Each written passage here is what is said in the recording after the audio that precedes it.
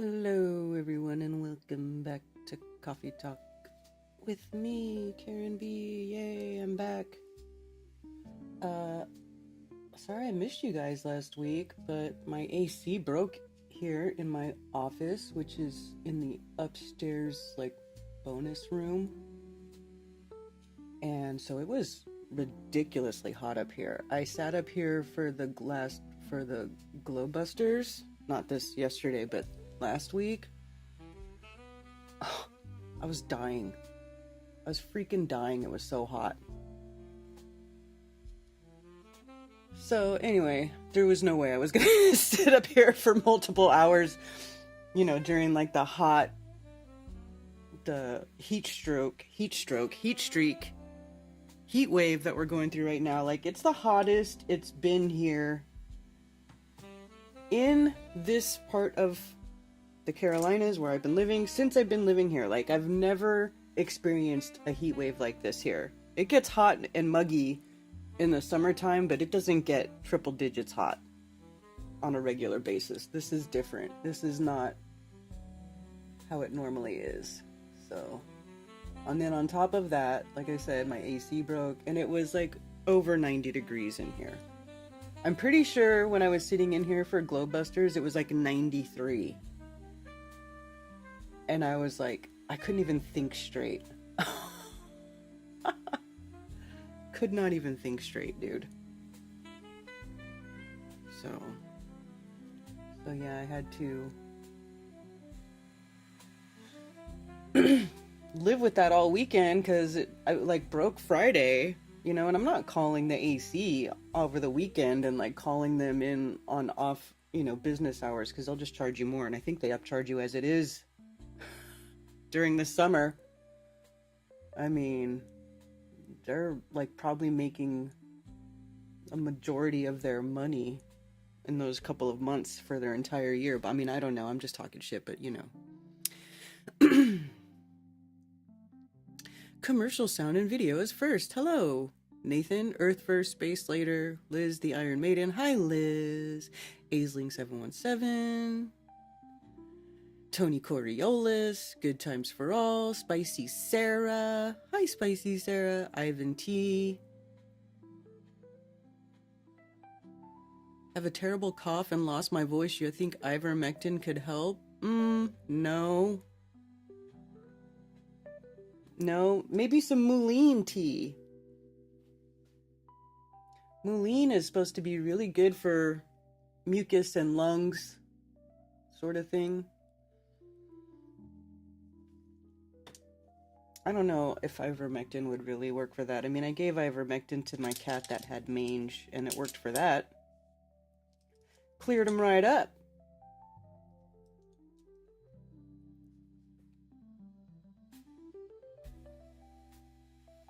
Have a coffee with me sometime, would ya? Flat Earth Andy. We're having coffee right now, yeah?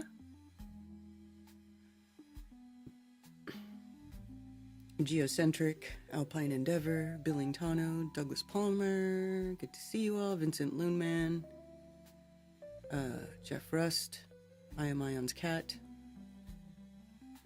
Oddly quiet this week, no new major psyops. Well,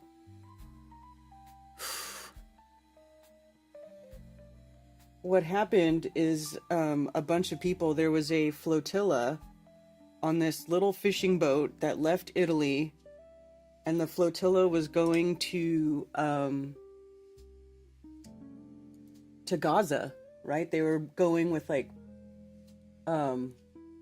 baby formula, baby diapers, stuffed animals, as much food as they could carry, they said. And they were beelining it for the Gaza shores. And of course, Israel is not real.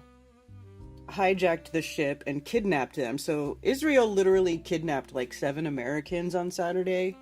And it's nobody's talking about it.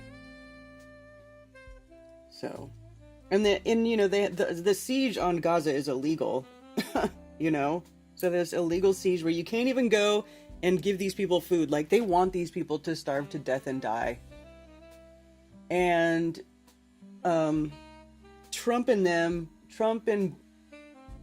that evil dictator over there, whatever that guy's name is, Netanyahu, they stopped the peace talks. And now Friday, allegedly, now Trump is saying Israel just needs to finish the job. So basically, our government is participating in an active genocide of murdering innocent people. I mean, so that's going on.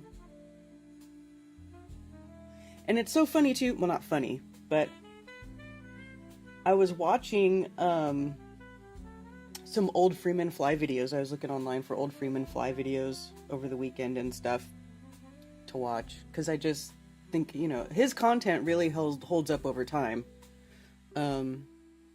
Really relevant, good stuff. And I just like been going back to the basics, like going back and looking at older stuff, like the old school people who are exposing all this stuff. Like, you know, Freeman was like sitting there doing interviews with like dudes older than him, like gray-haired old men who like worked in these, you know, in areas that let them know, that see what was going on, and then they were basically exposing it, but it was just like, you know, they just weren't heard as much as like people who do that now are. Like it was still kind of a relatively small audience that these people were getting stuff out to, but still relevant anyway.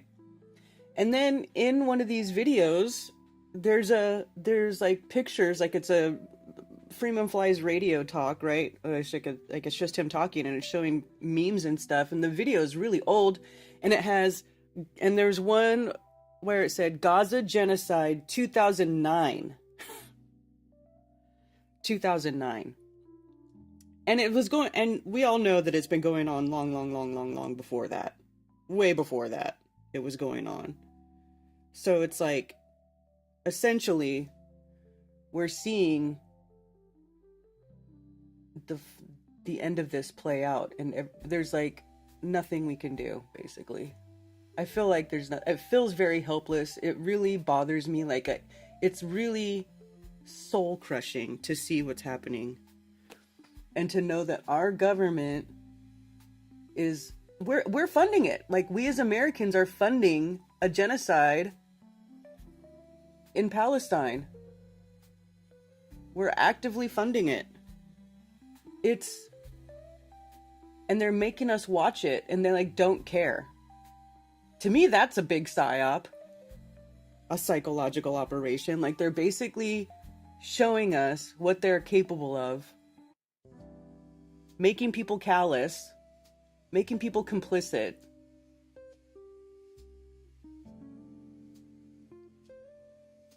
And it's like soul crushing to watch. It's heartbreaking. As a mother, absolutely soul crushing, heartbreaking shit. And it's evil. And we're all just kind of being forced to watch it happen. So there's that. That's going on. Hey, Redondo Rocket, Ali B, Scientist Mustard. Hey, Jay.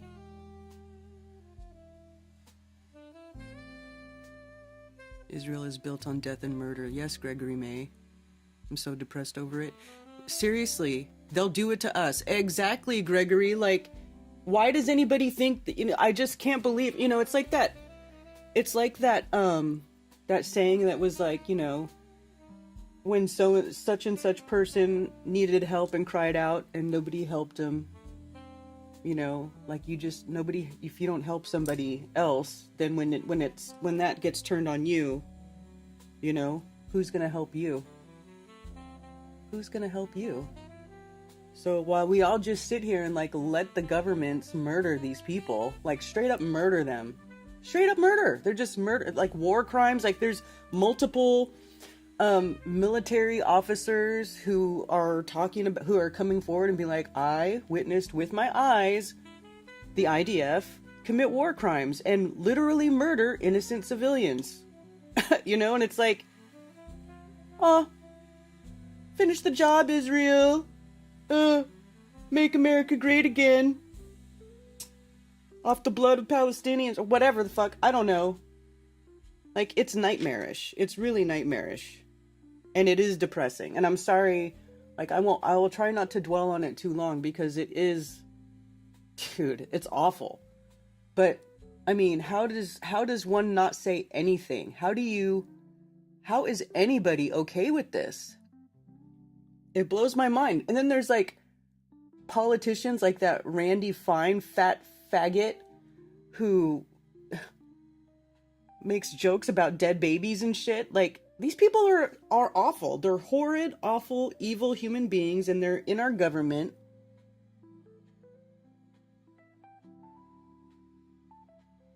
And they will do the same thing to us that they're doing to those Palestinians, because I don't know why anybody thinks that they'll just stop there. I mean, look at them. And then they're bombing Iran and Syria. They're like taking over Syria. Why does anybody think they're going to stop there? You know? Like, seriously. Anyway, so that's going on. So that's what I think of when I hear, oh, it's quiet, not much going on. Yeah, there's some shit going on. There's some really heavy motherfucking shit going on, my friend.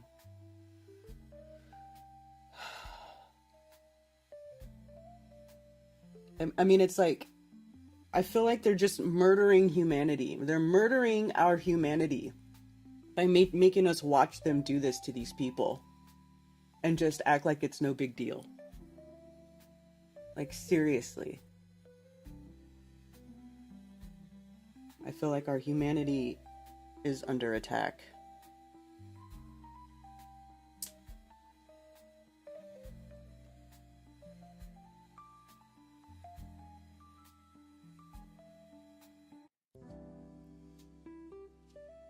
It's disgusting, yes, the Mandy effect.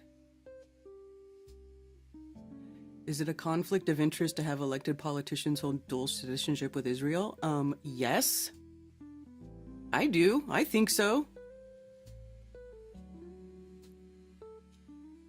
Where are the Arab country? They got him all in their exactly. The other Arab countries are complicit. Like, Egypt is complicit because that flotilla that was on their way to try to break the siege in Gaza and just deliver, you know, simple shit like baby formula and baby diapers. Like, they tried to dock off of Egypt before, so that they didn't have to get to the shores of Gaza during the nighttime, and Egypt denied them a place to dock for the night. So they had to push forward and arrive near Gaza like in the middle of the night, and then get abducted by Israel under the cover of night. I mean, you know how it is. Like, once it's nighttime, it's like they have the advantage. They have the advantage anyway, but once it's nighttime, forget it. Forget it.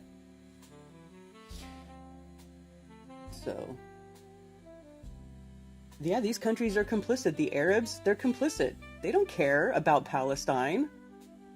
I mean, look at the guy who's like running Arabia now, like that one guy who like murdered 500 of his own family members so that he could be the leader and like have all the riches. Like, the guy murdered 500 people of his own family. Do you think he gives a shit about Palestine? No. No, these countries don't care. You know, there's no Arab country that's gonna, you know, that's strong enough or willing to go stick up for them. That's not gonna happen. Because they're cutthroat, greedy bastards themselves. You know? So anyway, yeah, that shit really gets to me. Sometimes I can't help it. I really can't help it but just go off about it. Because what are you supposed to do? It's like, you know?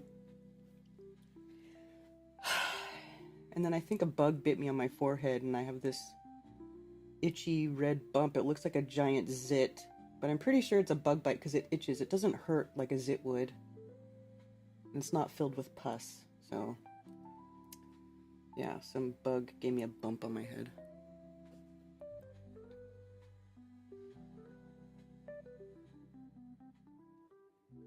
Israel only has 3 years left according to the scriptures. What's that? What do you mean about that? By that, Tommy? I'm interested in that. The government is a bad joke on it, right?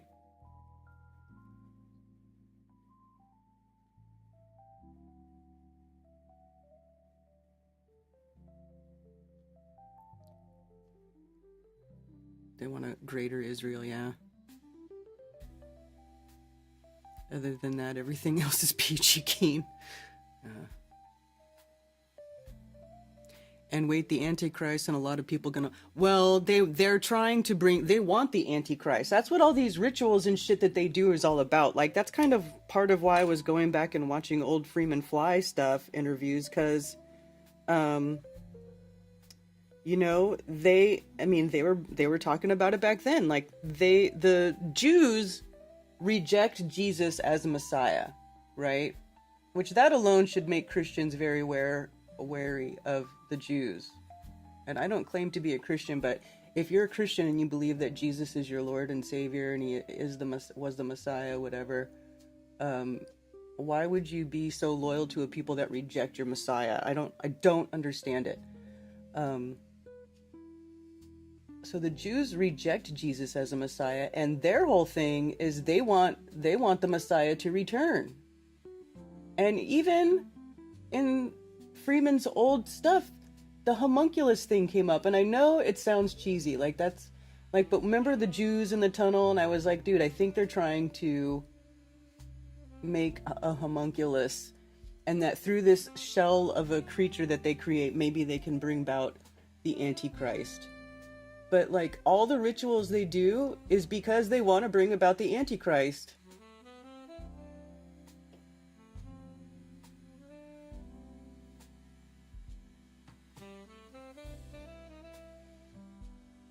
You know, it's very diabolical, evil stuff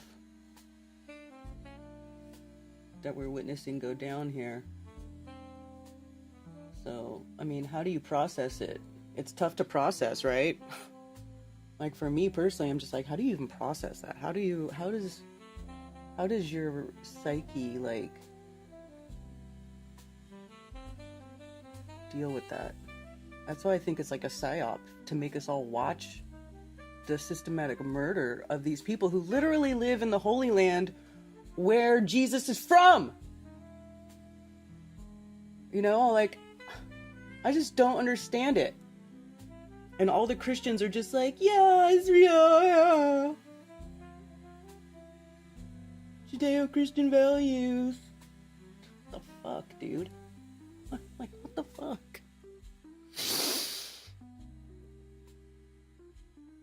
Mr. Sissis is a Jew. Yeah, that's what I'm saying, dude. They don't care.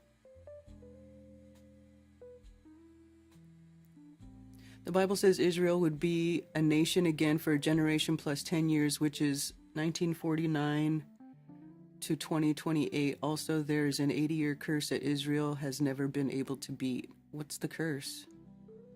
Israel knows they are running out of time, so they're pushing it, which would mean maybe that's why. So that's why they're just like, let's murder everybody. Go, go, go. Murder, murder, murder. Kill, kill, kill.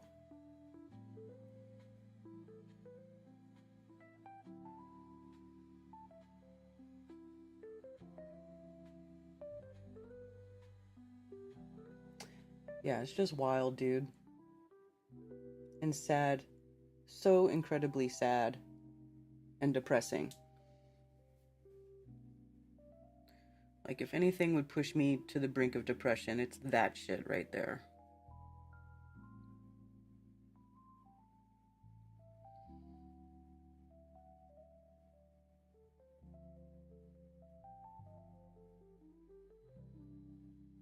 It's that shit right there. I don't get why Christians support them so much. I mean, didn't they kill Jesus? Isn't that the problem? Yeah. Only the Jews don't call it Antichrist, they call it the real Messiah. Exactly, CPR6, but the Jews' real Messiah is the Antichrist. It's the Antichrist. Like, why don't they get this? I don't understand why people don't get that. Like, it's pretty... Once you start looking at everything, it's pretty freaking obvious.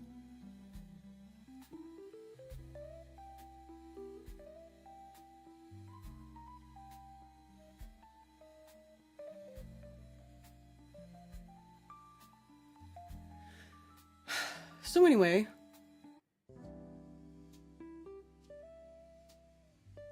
the 80-year curse. Can I play that? What is that? There is the curse of the 80 years. And Netanyahu said, I will make sure that this state will last 100 years. In their own psyche, they know that they will not last. Their own ministers are saying, if you don't have a second passport, get a second passport. And you see how many hundreds of thousands fled since the 7th of October. They don't want to be in this land. There is the curse of the 80 years. And Netanyahu said, I will make sure that this state will last 100 years.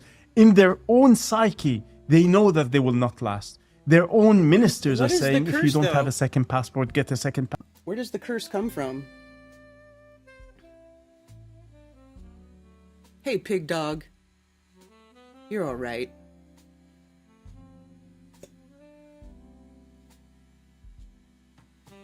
Where does that curse come from, though? Who cursed him? What's the origin? Curious.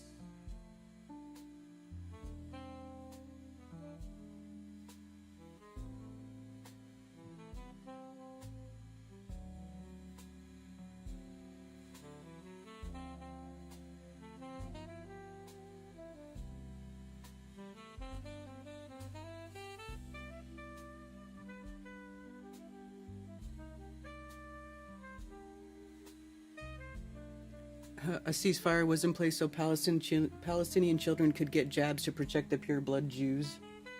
I know they were giving them polio vaccines or whatever, and I was like, why? Why even bother? Like, and seriously, I mean, they're just shooting them anyway or blowing them up, like firebombing them all, so why even bother? Just so they can put more money in Bill Gates' pocket, I guess. Just so they can extract as much value. That's the only reason I could think. It's just so they can extract as much value out of profiting off of genocide as possible. I mean, it's disgusting. It's so disgusting. Like, how do these people... I don't even think these people... Now, you know, maybe that's why people are so, like... some people believe that these people are actual reptiles, because it's like, how could you even be human? How can you be the same creature, the same type of creature as me? You know? But that's the reality of it. Humans are capable of horrible shit.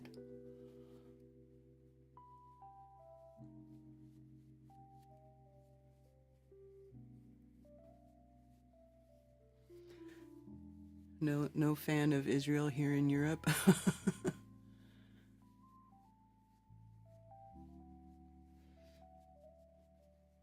It's probably just about value. Here, let's create a bunch of value by, you know, saying we're going to spend all that. We need money so we can go vaccinate these people, these children, these poor, impoverished children. They need a polio vaccine, not food or anything like that. Never mind, you know.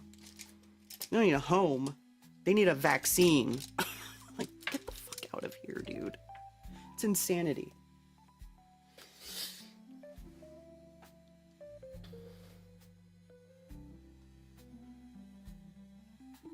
A lot of IDF soldiers cannot sleep because of the nightmares. Is that true? Well, I saw, too, that there was a bunch of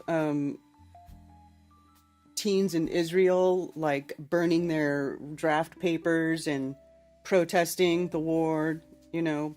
I mean, that's good. So some people over there do have a conscience and are against murder, indiscriminate murder of innocent people, so that's good. Not everybody. Only like half the country is okay with killing everybody in Palestine.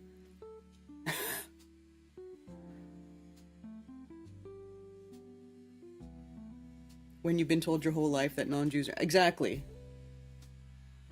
You get kidnapped if you try to bring them food. Exactly, dude. It's crazy, right? So anyway, I try not to dwell on that, you know, but it's like, it's just the most horrific thing that that could ever be happening is like going on right now currently. And our country is responsible for it. The United States government gives Israel all this money and arms and weapons, and they use it to blow people up. And then, you know, they get their Israeli citizens get free healthcare, they get all kinds of stuff on our dime. Meanwhile, what, here, people have to pay ridiculous amounts of money for, you know, basic health coverage. It's insanity. It's insanity, and I really don't know why so many people are okay with it. More people, everyone in America should be pissed off. Yeah, 100% corrupt. All right, another bad thing that happened. We'll try to get all the bad stuff out of the way early, and then maybe we can end on a good note. We'll try to end on a good note. Remind me later to try to end on a good note. So Tom Lehrer passed away yesterday, which is sad. Tom Lehrer was just a gem. He was a musical satirist, and I think we'll play some of his music. But he was great. I'm gonna look up some of his stuff. His stuff is all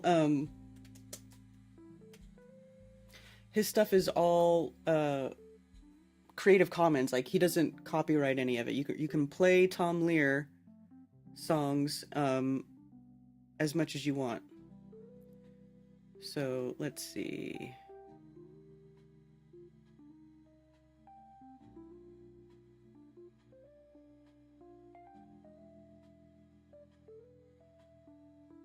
Which song do we want to play? Here's one, the Werner von Braun. Here. This is a good one.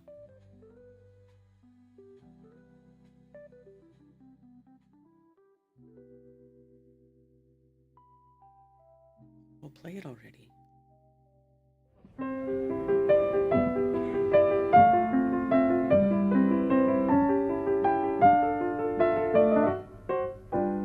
Gather round while I sing you of Werner von Braun, a man whose allegiance is ruled by expedience.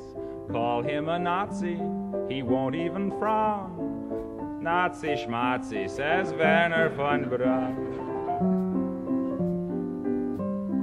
Don't say that he's hypocritical, say rather that he's apolitical.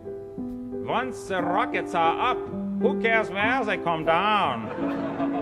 That's not my department, says Werner von Braun.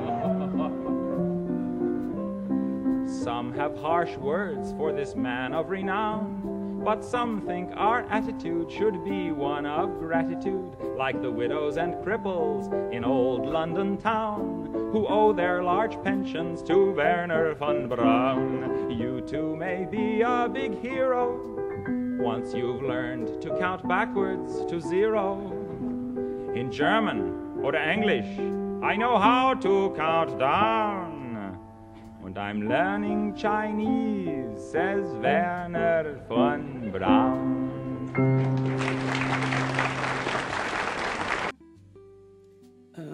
There's another, the Masochism Tango. The Vatican Rag. I wonder if does it have the Brotherhood song? Because that song's pretty funny. Tom Lehrer. Brotherhood Week. Here we go.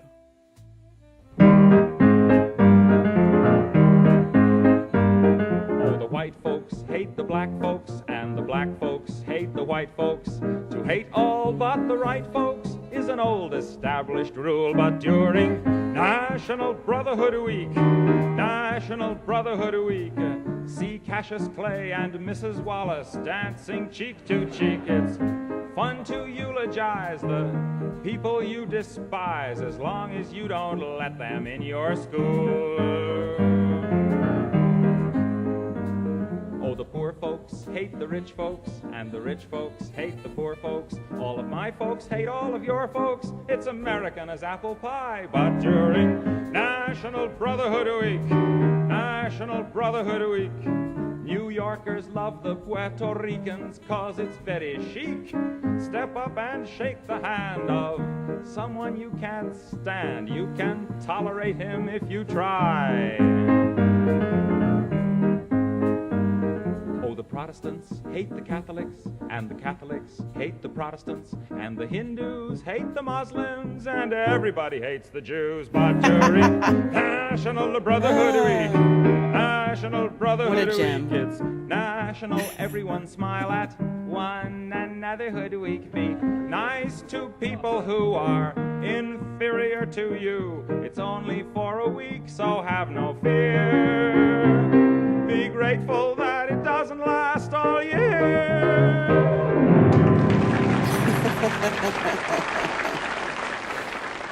Yeah, man. So poor, rest in peace, Tom Lehrer. You're great. What a genius. What a funny man. Like the original musical satirist. Anyway, I was sad to hear about that yesterday. R.I.P. Diva. Oh, yes. Diva Dante passed away last week. So Liz has been very upset about that. And Cammie, you guys knew her better than me. I didn't really know her, but I'm so sorry about that. It's like the OG Foundering. Yeah, Foundering actually covers some Tom Lehrer stuff. He does, yeah, stuff like that. Exactly. Hey, Thunder Chicken.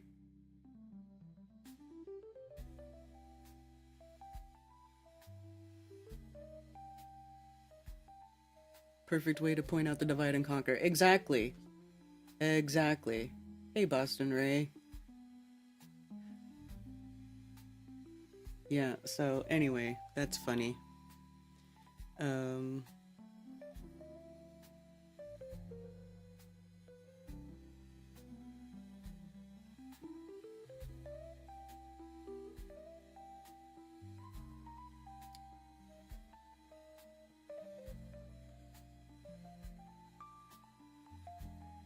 The Vatican rag.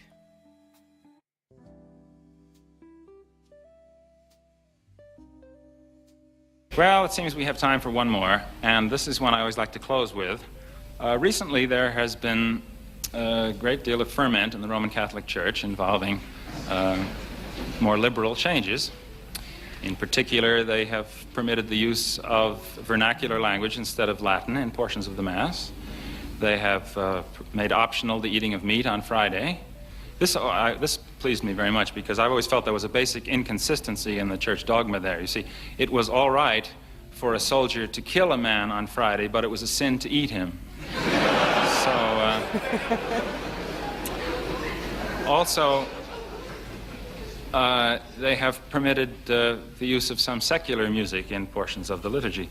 And I think that last was a particularly good idea. And inspired me with the thought that if they really want to sell what they have to sell, what they should do is redo some of the liturgical music in real popular song forms. So I tried one with the ragtime form, and it is called the Vatican Rag.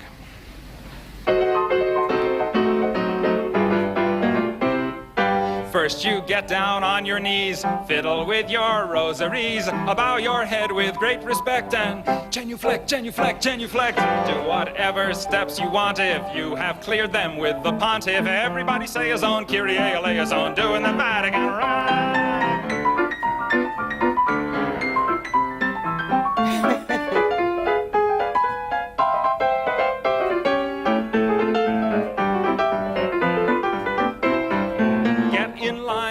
Processional, step into that small confessional. They're the guy who's got religion'll tell you if your sin's original. If it is, try playing it safer. Drink the wine and chew the wafer. 2, 4, 6, 8. Time to transubstantiate us. So get down upon your knees, fiddle with your rosaries, bow your head with great respect and genuflect, genuflect, genuflect. Make a cross on your abdomen. When in Rome, do like a Roman. Ave Maria, gee, it's good to see you. Getting ecstatic and sort of dramatic and a doing the Vatican Rag.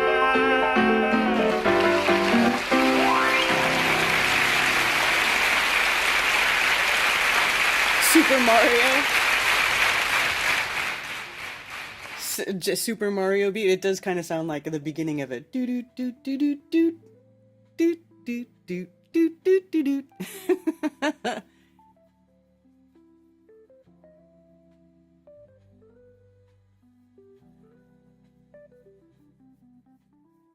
Hey, Accidental Alchemist. Interesting fellow, never heard of him, but seems like he was ahead of his time. Yeah, exactly, RT. He was.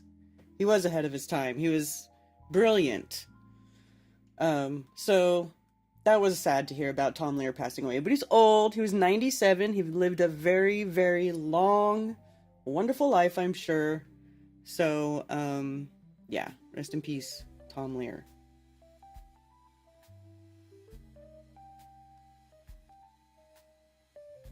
Died Saturday at his home in Cambridge, Massachusetts.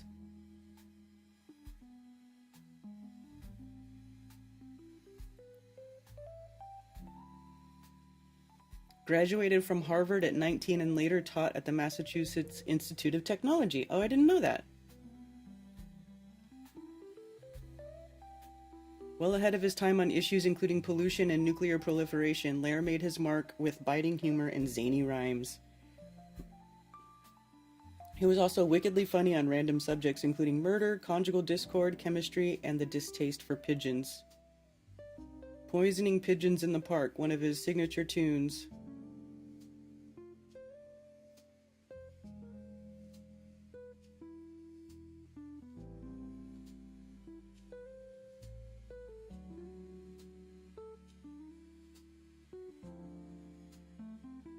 Rumor had it that Lehrer stopped composing when his prophecies began coming true, or that he quit in protest over Henry Kissinger being awarded the Nobel Peace Prize in 1973. But Lehrer, in an interview with satirical news website The Onion in 2000, dispensed with the second rumor, saying he had quit long before that happened.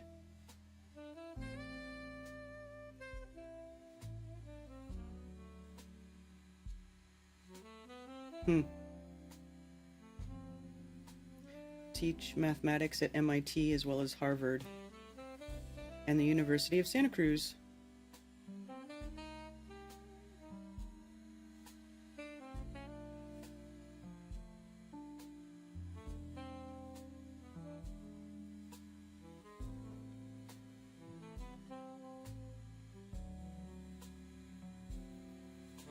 Longtime fan, yeah.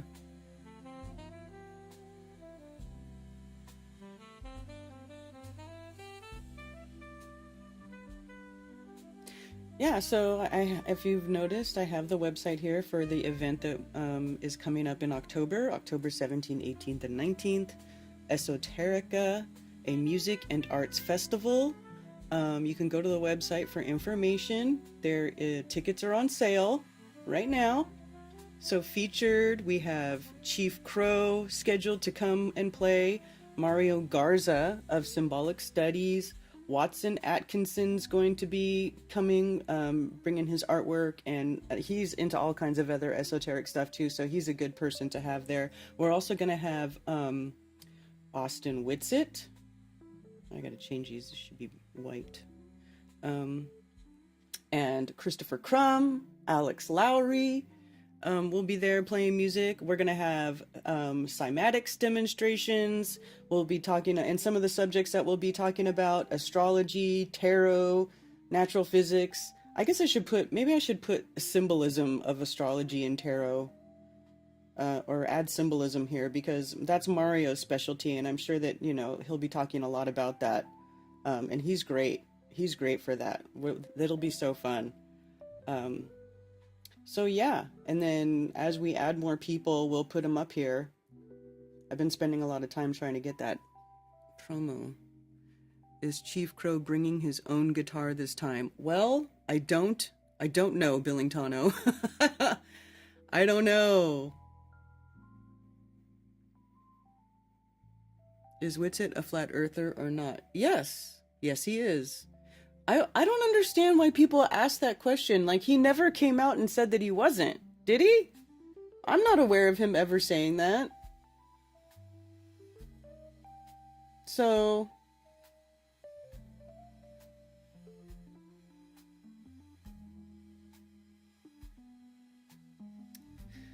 yeah.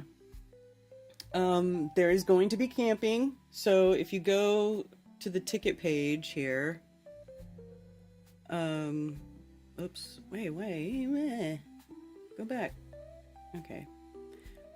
So you can get a one-day ticket for Friday, you can get a one-day ticket for Saturday, But we're not selling one-day tickets for Sunday because it's not really a full day, but it is included, you know, for people who get a 3-day, you know, a full pass, to hang out Sunday, because it'll be more like the wrap-up day. There's not going to be anything really, you know, formal scheduled for that day, and it'll probably be mostly will be campers breaking down and stuff like that. So if you just want to come for a Friday or a Saturday, you can do that. You need to get a parking pass if you want to park your car inside the music camp. So you would get a Friday ticket and then a Friday parking pass for Friday. Like if you were going to go Friday and you wanted to park your car inside the event. Now, that's a car. So if a bunch of people buy tickets and they go in one car, only one parking pass is needed. Does that make sense? So you can buy your own ticket, and if you're going with somebody else, then, you know, I don't know, whoever wants to pay for the pass, or you can pitch in on the, you know, you can give your buddy $5 or whatever. But one parking pass per vehicle, not per ticket. So just so that's clear. So if you're going for a 3-day event, you will probably want to park inside. So you would get a 3-day parking pass. Where's the camping ticket? Oh, here it is. Okay, so here's the 3-day camping ticket, and then camping parking pass. Now, campers will not be parked in the same area as non-campers. And you can also pre-purchase your shirt, I see, is up here.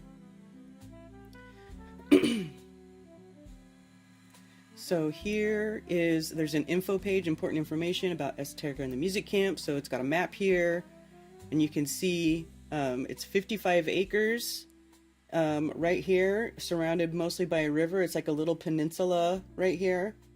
It's a very cool area.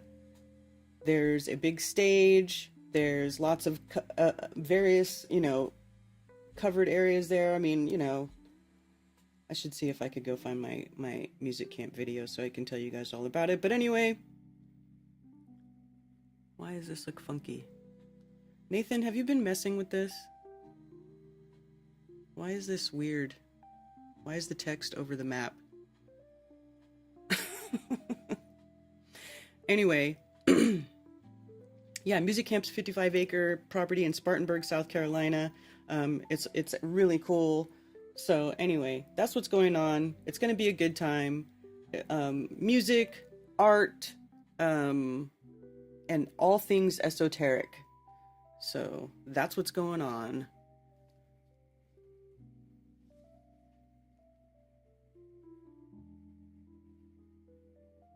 Booking my flights this week. Who would do just one day? I don't know. Some people do. Maybe some people can't come for whatever reason. I don't know.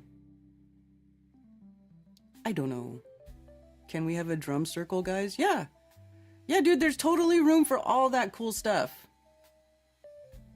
And there's different little stages and stuff, and there's a whole like what's the word I'm looking for? It's like a pavilion on the lower side of the property, and that's probably where any presentations or any talks, you know, will be going on, will be under this pavilion. And it's like right next to the kitchen where there's going to be food, and it's really cool. It's basically us trying to take advantage of using the music camp property that we didn't get to do last year because there was a crazy ass hurricane that came through and ruined everything. And yeah, Low Country checking in.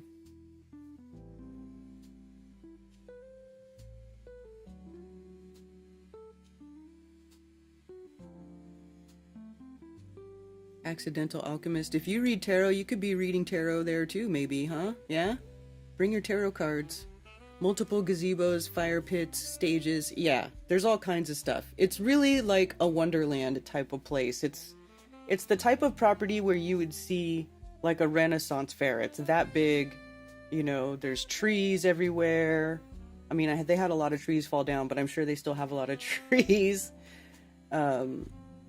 There's, you know, there's buildings there, stage, like she said, stages, little amphitheater areas. There's a river. It's really one of the coolest places to have an event at. It really is, if you can manage to do it and not have Mother Nature come and ruin it for you.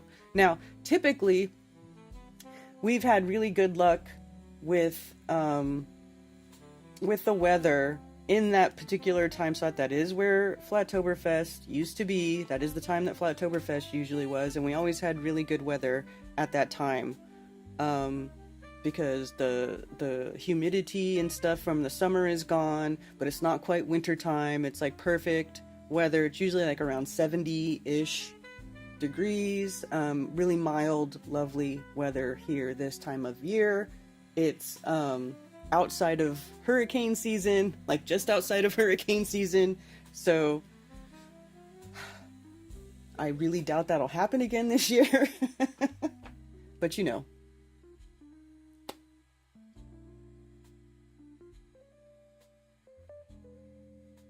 Ready to get the situation over with? Amphitheater? Yeah. It's not like a huge amphitheater, but there is a little sort of like a little stage, and then it has a bunch of stones, like big, huge granite rocks that they laid out to like look. Let me see if I can find my video, and I'll remind you guys what it looks like at the music camp and what type of place we'll be dealing with here.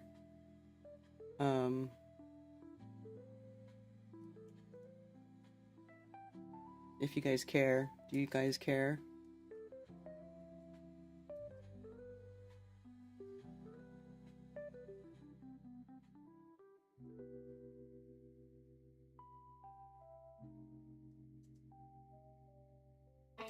Okay. This is from, let me mute this. So here's the music camp tour. Do you guys remember this? The music camp. Okay, so here's a fire pit. I'll pause it. So like right here on this lower right side, there's a fire pit. See, those are all big, huge granite stones, and then in the middle is a fire pit. Like that's a perfect area for a drum circle type of thing, like what you're talking about, if you want to do that. And then this is like the covered area in front of this main stage, right? So here's the main stage right here, and then in front of it, the big white covered building is like a covered area for the audience. Okay, we're not. So here looks like this. Here's the covered area. There's the stage. Here, this is like a little, it looks like a bar, like it could be set up as a bar right there. Not that there's going to be a bar there. Don't get excited. I'm not going to be serving alcohol. At least not that I know of. Anyway, so there's another view of the fire pit there.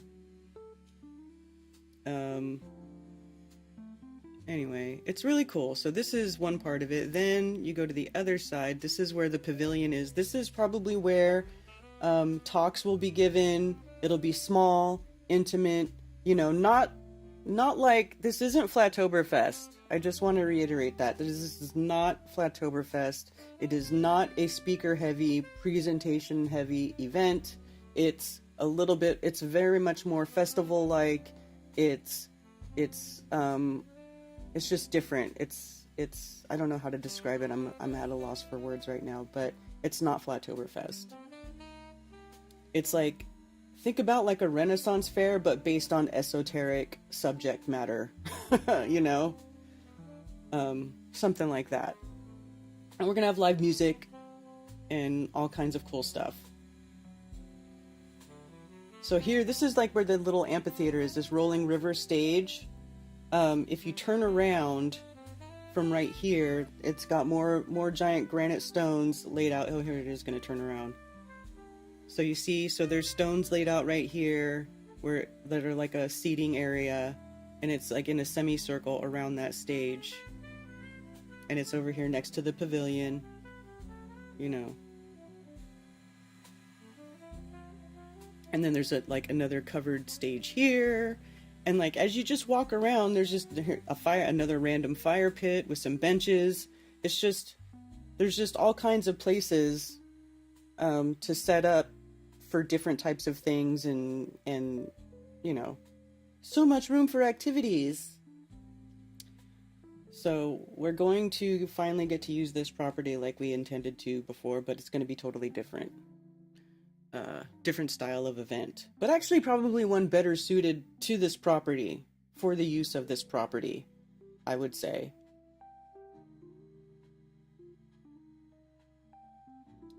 So it'll be fun. Yeah, the boat. Yeah. So they've moved some stuff around, they said. And I don't think it looks exactly like this anymore. I know they said because there was like a lot of trees down. So they've moved stuff around. And I think that they built more stuff too, because they were saying that they were actually milling lumber from the trees that fell down on the camp, and they were using it to build stuff. So I don't know what it looks like. Cami and I need to go take a trip over there. It's going to feel like a family reunion. Yeah, essentially. So, you know, I think Cami, at some point, we probably should try to get over there, and maybe I can bring the cameras and stuff and we can get an updated view of what it looks like over there. But anyway, yeah, it'll be fun. Hey, Chicago artist.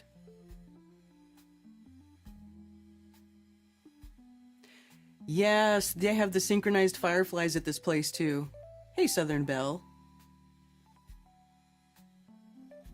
They blink together. Yeah, you know, it's a trip. When I wish I didn't get video of it, but when we were there last year and we watched that, we went to the synchronized firefly party that they have there every year. The fireflies literally look like an LED, like racing LED lights. Like they go boom, boom. It's not like at my house, when you see like fireflies, there's just like one here, one there. Like there'll be a lot of fireflies, but they're random. They're not, you know, they're just random. But this place, they all get going together and it looks like racing LED lights. It's a trip. It's really a trip. I don't know why they do that. It's just, but it's really cool to look at, because it looks like they're all in the, you know, they're all in the dark, and it's just like these racing LED lights, and they're fireflies. So, yeah. Use the fallen trees for more structures. Yeah. It's hard to video. It is. You kind of have to be there to see it. But it's fascinating.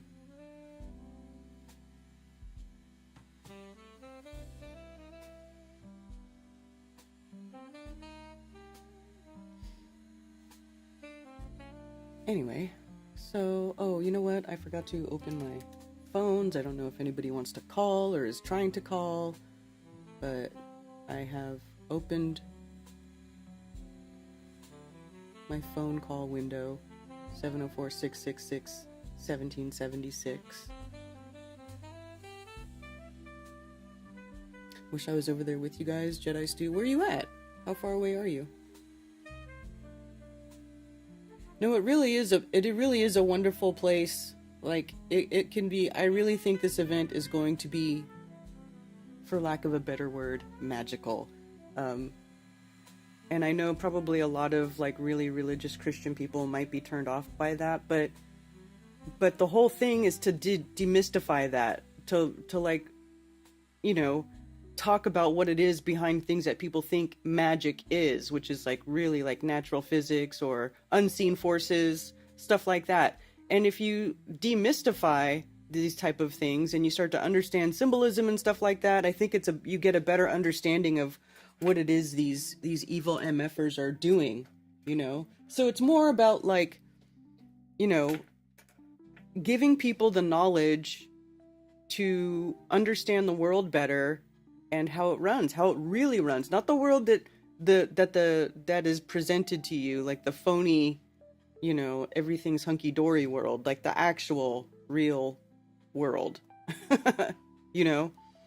So that's what it's about. It's not about, like, we're not Satan worshipers. We're not going to be doing witchcraft rituals or anything like that. And I know it kind of has that sort of maybe sound, but it's not like that at all. That's not what we're about. We're not, we're not doing that.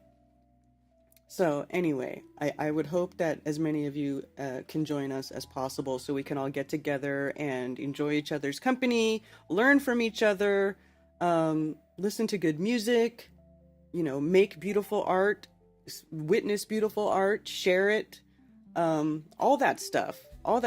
It's like, you know, these are the type of things that perpetuate a people, the creative part of the human existence, right? The creativity of humans is what, it's like such a crucial part to who we are. So why would we ever ignore that? Why would we ignore that? Why would we let AI become the one doing all of the creation and the creative work? No. That's our job. We are the co-creators, my friends. We are the co-creators. Okay? So anyway, that's what that's about.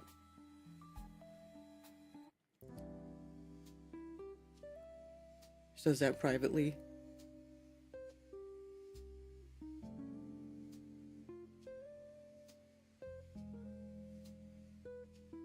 In the UK? I mean, you know, if you can get over here.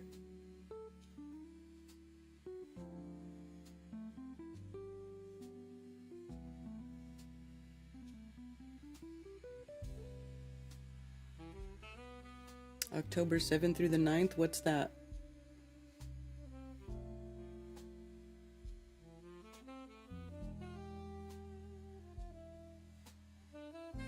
No, it's the 17th, 18th, and 19th. So, right here. Says it right on the front page. October 17th, 18th, and 19th. So it's like a Friday, Saturday, Sunday. Unveiling this realm through music and art. Join us in gathering of truth and celebration while we unveil the hidden knowledge and mysteries of our world at this unique music festival and arts festival. Why does it say music festival and arts festival? She should just say music festival. Music and arts festival. Okay, well, apparently after this I'm going to be messing with the website. An event where wonder and wisdom converge. Right? So that's it. That's what's up. It's going to be awesome. We're going to have a blast. I miss when you used to read articles about random people dying for a reason you know nothing about and just laugh with Mark. Oh, well, I guess well, that was on Strange World. That was, what was that? Lucky Unlucky?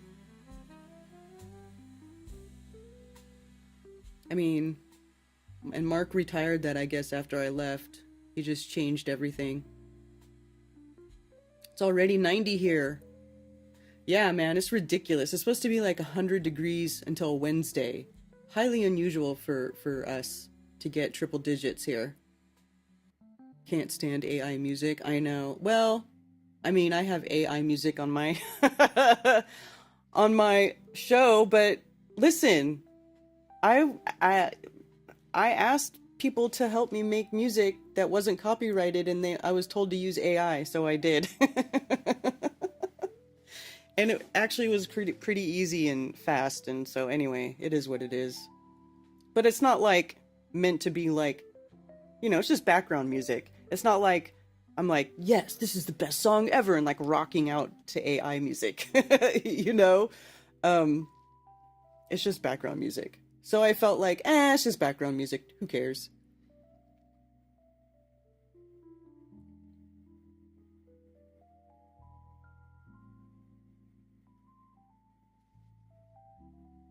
Can't play jazz, sorry. Exactly.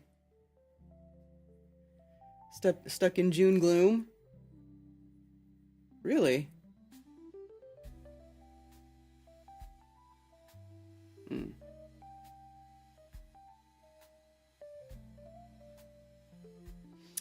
Okay, let me try to open my window again because I saw somebody tried to call and it didn't make a sound, and Google Voice really sucks, but unfortunately that is my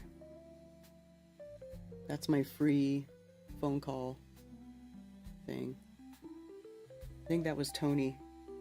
Might have been Tony Coriolis trying to call.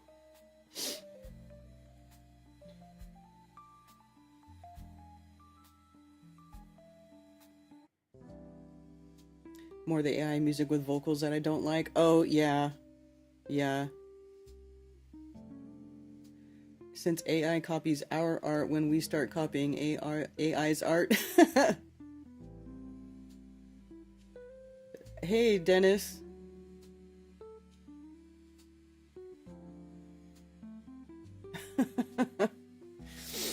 So, yeah. Anyway, what else is going on?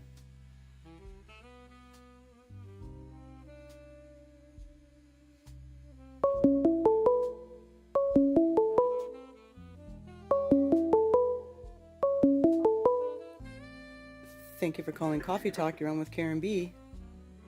Hello, this is Dennis. Just trying to beat Tony before he calls in. Oh, okay. Well, you beat him. Okay, appreciate it. I don't have much to say, but I did have one question. There's going to be a promo for the event in October. Yes. Okay, I guess it's not out yet, but if there's anything we can do to help promote or what have you, let us know. Okay.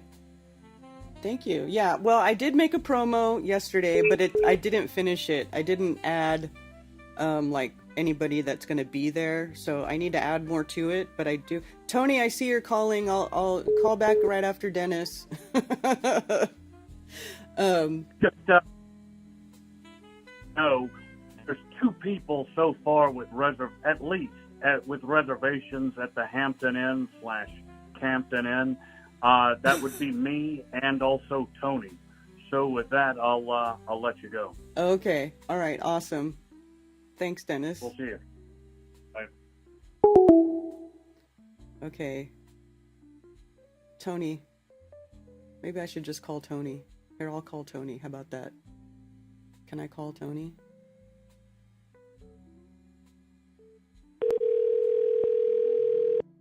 I don't think I've ever tried to call anybody from my phone number before.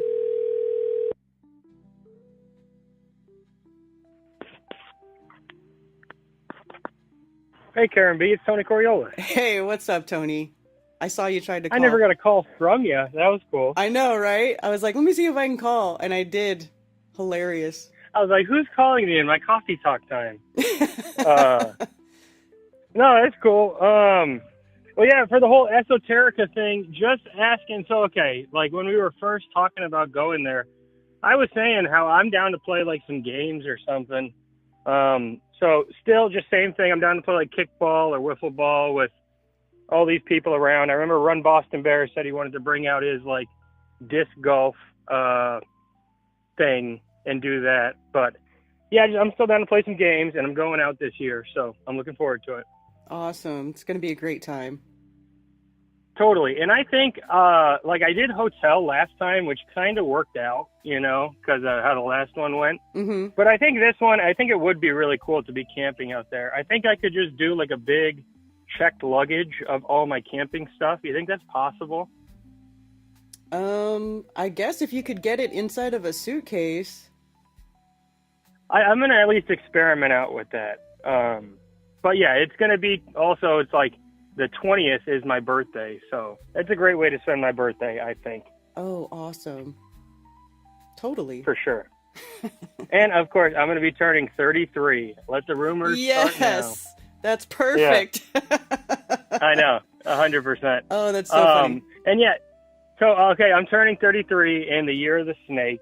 And I was just looking on Amazon for like stuff, you know, just kind of randomly. And one little question that I have for you, I got like these Zodiac coins. They were like $10 and they're really easy to find on the Amazon store. But like it shows like kind of intricately within the coin, like all the different 12, like I guess, Western Zodiac signs like Libra, Scorpio.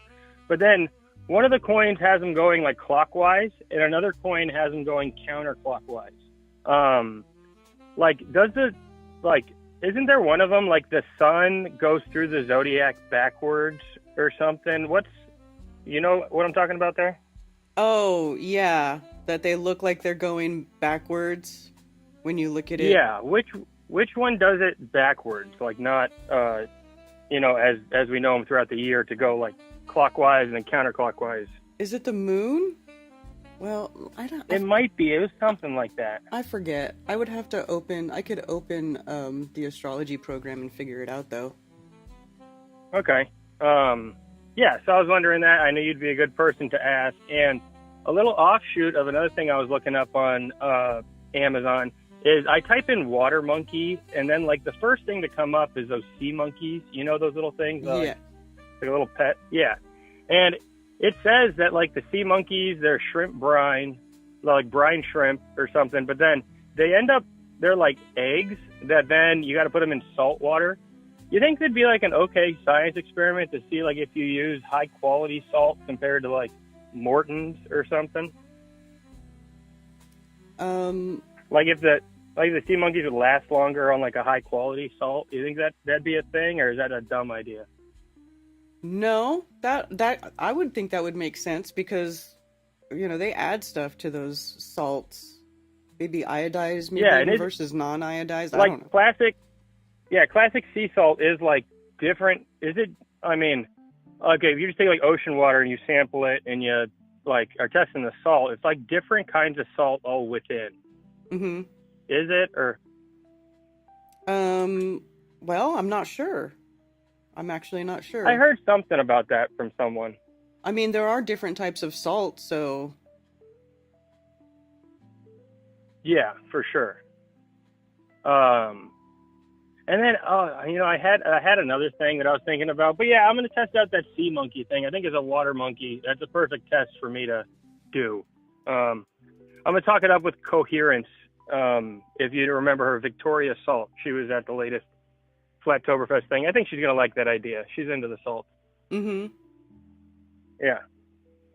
And then, shoot, there was one other thing I was going to say, but shucks, I forgot. And I'll talk to you again another time. Thank you for taking my call, Karen. And I'll be looking for that answer on, I think it could be the moon that goes backwards to the zodiac. Yeah, I think it is because I opened up the app and I started playing it. Like you can tell it to just move forward by days, and it does look like the moon goes backwards. Okay. It's like moving pretty fast backwards when you play it forward. Okay, awesome. Then yeah, I knew that. I was thinking that for some reason. And cool. Thanks, Karen B. All right, you're welcome. All right, peace out. Later.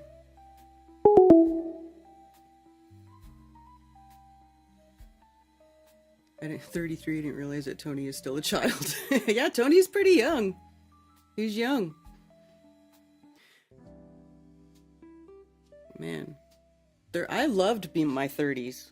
Shit, I'm almost 50. But I loved my 30s. I felt so good when I was in my 30s. Like, I don't know why. What about it I enjoyed so much. But I really enjoyed my 30s. Like, I thought that I felt better. You know, it was like you're a little bit wiser than you were in your 20s, but you're still pretty young and active and have a fair amount of energy. And I thought the 30s were great. I'd like to be 33 again. Camping for one could probably be done with a suitcase if you don't overpack, Tony. And Tony, I might have a tent for you. I have a little dome tent that maybe I could just let you use. I'd love to see an accurate measurement over distance not using triangulation. For what? You can measure distance with a curved baseline. What? Oh, do we have a globetroll? So the Earth is measured flat by measuring the stars? That doesn't seem right. Well, no, the Earth is measured flat by measuring the Earth. But there's other stuff you can do, too. There is measurements. Call out show, yeah. Volleyball's fun.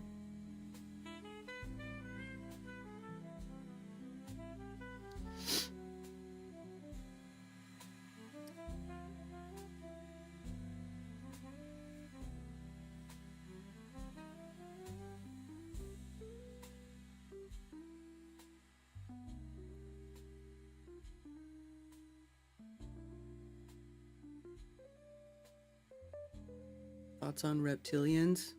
Real or fake? I am skeptical about the reptilian thing. I don't really believe that. Because all the videos where they show like the eyes changing, they're all dumbed down resolution. And it looks like they just did it in a program and made the eyes go reptile and then rendered it in a dumbed down resolution so that it's hard to tell. There's a bunch of how to make reptile eyes. Like, watch. How to make reptile eyes tutorial.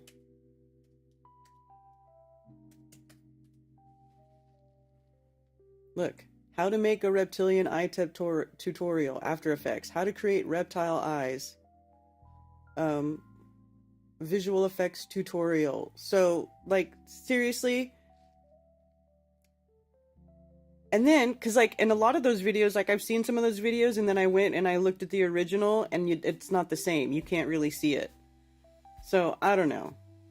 I am highly skeptical. Now, am I 100% sure that they don't exist? Well, no, can't really be 100% sure, but it just, I haven't seen anything that is, like, hard evidence. So, I'm loving 60s so far. Yeah! You are having fun in the 60s, that's for sure. Hey, Ted, there's Ted.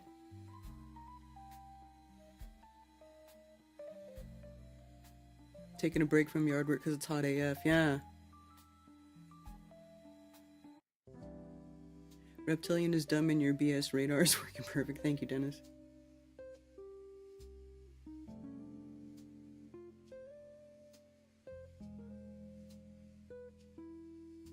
The only difference between my 40s versus my 30s is more injuries and gray hair. Yeah.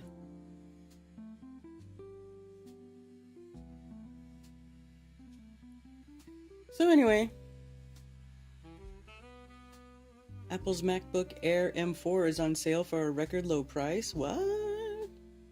Wish I had some money. I need a laptop. 2025 13 and 15-inch MacBook Air M4 are available on Amazon for record low prices. Oh my gosh. 13-inch for $799, down from $999. 256 gigabit SD, that's pretty good.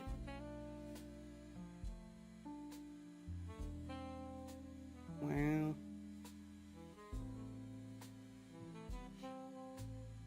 Somebody want to buy me a laptop? They're on sale. Just kidding.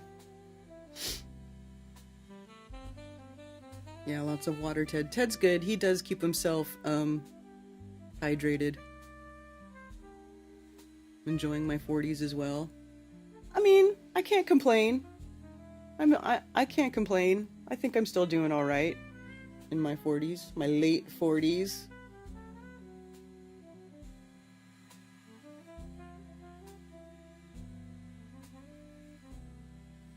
UFO orbs entered through the stars. You saw that? Interesting.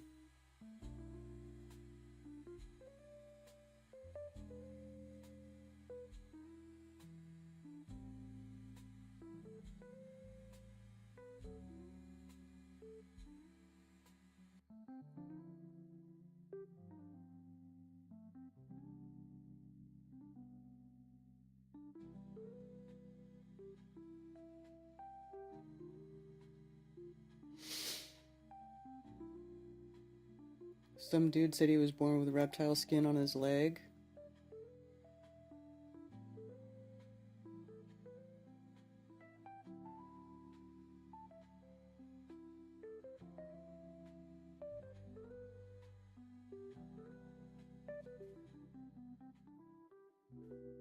How did everything with the puppies turn out? Oh, pig dog.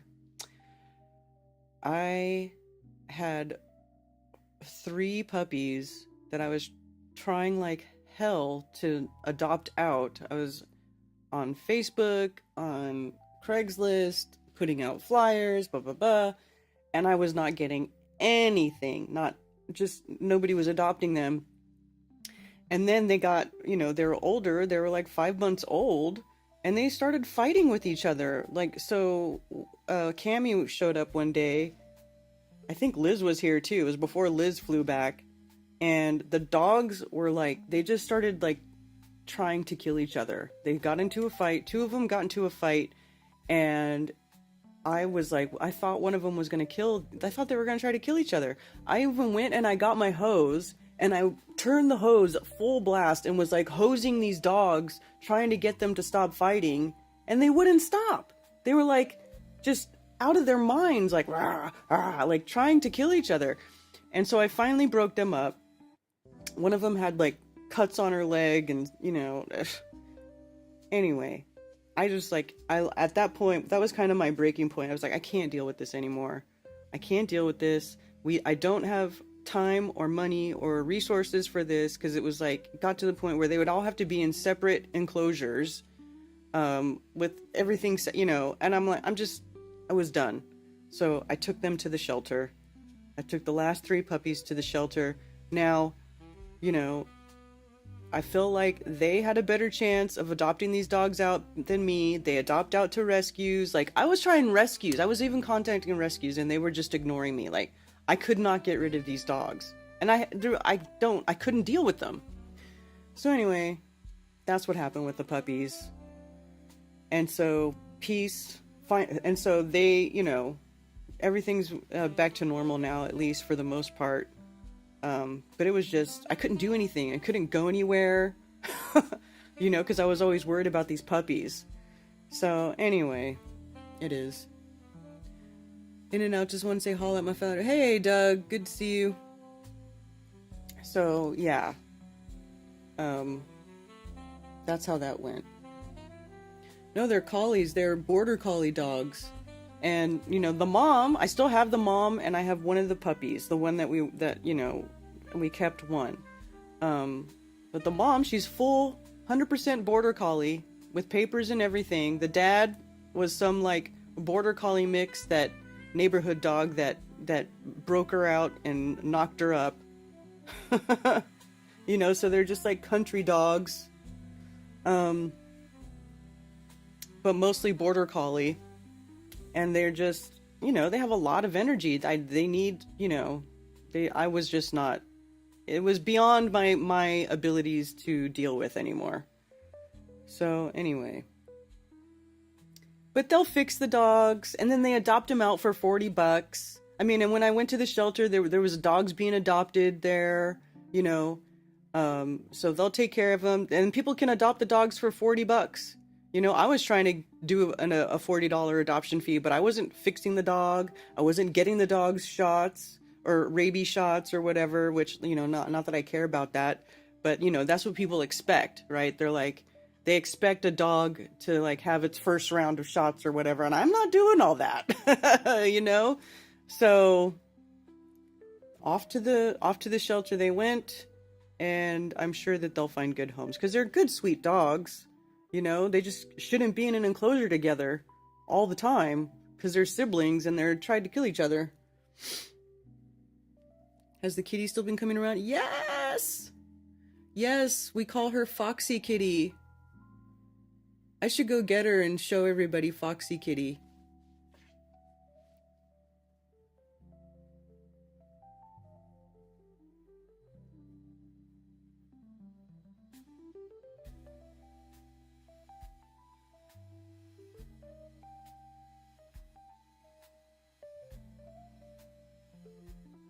She's super cute.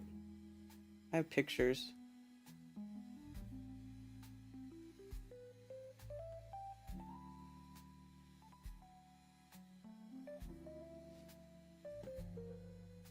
Yeah, we kept the kitty, so the kitty can stay. I mean, technically, we kind of had an opening for a kitty. There she is. She's so cute, and she has a super loud purr. I don't know if she's calico, though. I did it.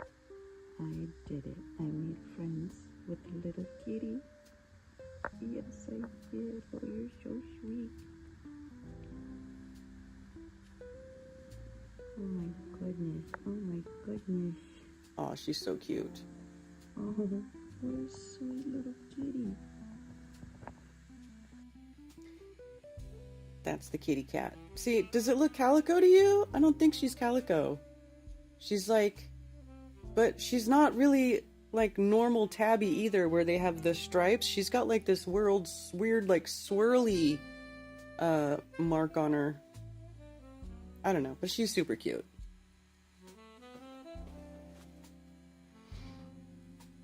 Foxy hangs out in the garage and is loved, yes. I've brought her in and I've combed up and I got all the fleas off of her, and the cats that find you are the best. Yeah, she just showed up. She's so tiny. And like, if you see where I live, like, my road is considered a highway, and it's country out here, and I'm in the middle of 20-something acres, and this little kitten just shows up. It's like, how did you get here? How did you find us? You know, but that's how all the cats are that we have are. They find us. So she found us, little baby kitty. I mean, look at how tiny she is. She's so tiny. She's like, what, like, not even, you know, like 10 weeks old, maybe-ish?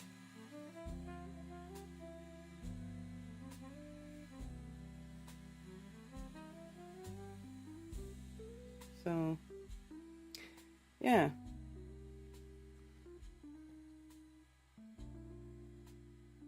I'm impressed about how she survived making the trek to the house. Yeah, exactly. I prefer other people's cats. That's funny.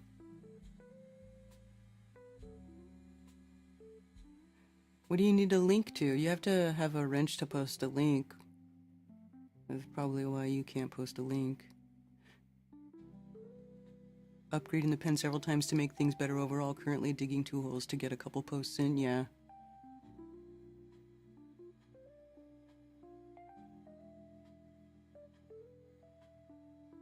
Sure, they have a better chance at the shelter. Like, seriously, you know, they have a website. They can advertise more or whatever, but like Facebook groups wouldn't even let me post about adopting the dogs out, rehoming dog groups, and they wouldn't post my posts.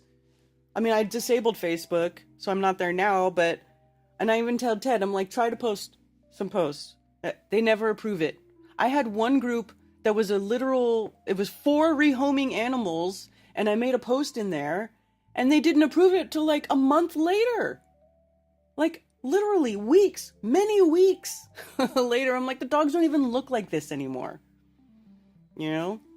So, I mean, it's ridiculous. Why would you have a group for rehoming animals and then not approve posts of people trying to rehome animals?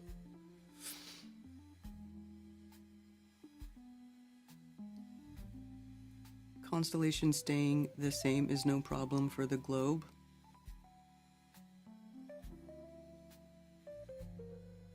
Fresh supply of dogs. Yeah, no kidding.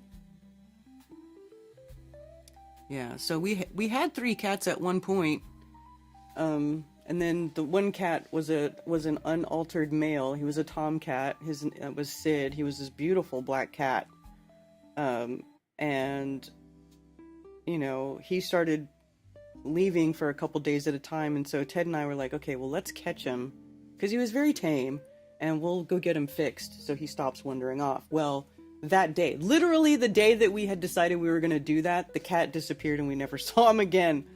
He just vanished. So, yeah. So, enter Foxy, the little kitten. She can fill that spot. And she's a baby kitty, so she can go in, she can be more indoor, outdoor maybe. Hopefully, we'll see if we can get her to get along with the dogs. Mostly the dogs need to get along with. Cammy appears to be officially organizing it, yes.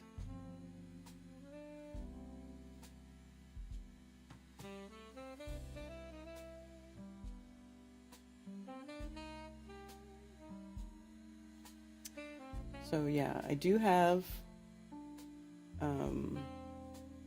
this video.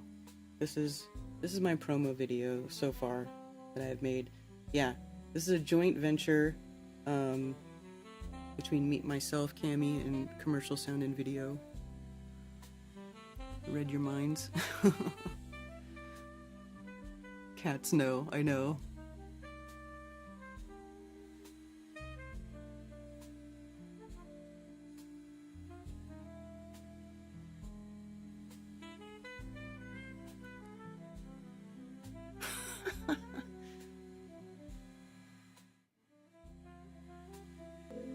Solve the mystery.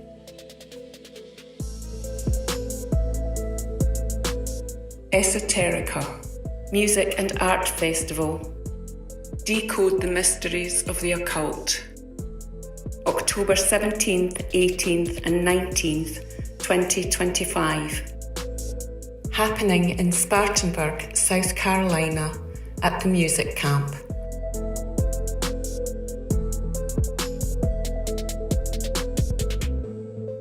Fire, water, air,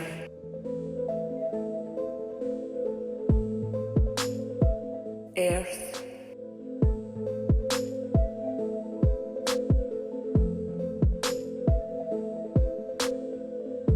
ether.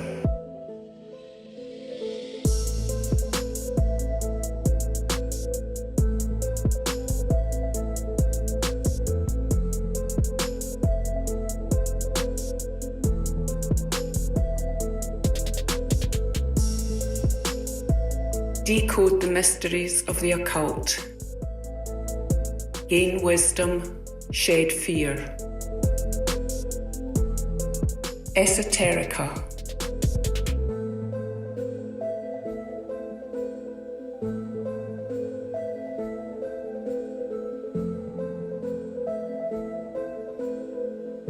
Go to esoterica.world for tickets and for more information. And there you go.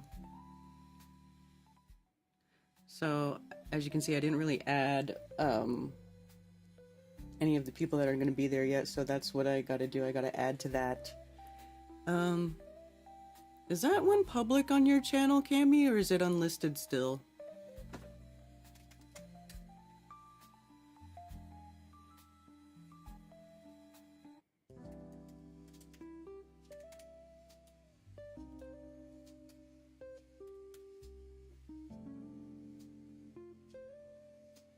Oh no.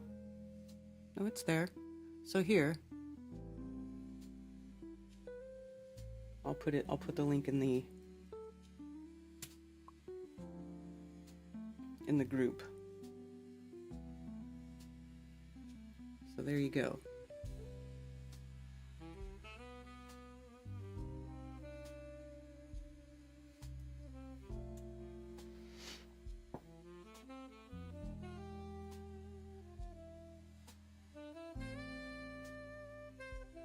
Ether Earther.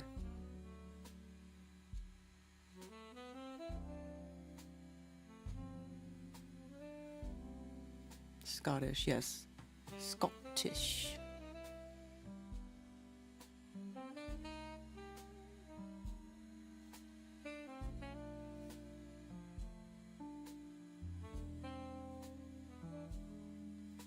Fred, oh my god, that sounds...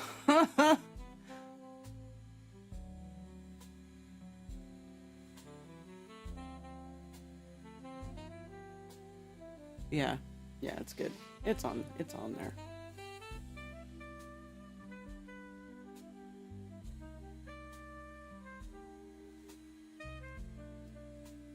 But anyway, so we're working on getting more interesting guests confirmed, and then we'll announce them as we get them. But we've got a few already that are really awesome. Then of course Cami will be there. I'll be there for what it's worth. You know, and Cami and Zach can bring all of their cool how the world works stuff, the cool cymatics, exhibits and various other goodies, things to play with. Yeah, we have a lot in store. It's not going to be something, it's going to be very festival-y. Like, it's like not something where you can sit there and list every single little thing you're going to do, because it's going to be like a lot of stuff.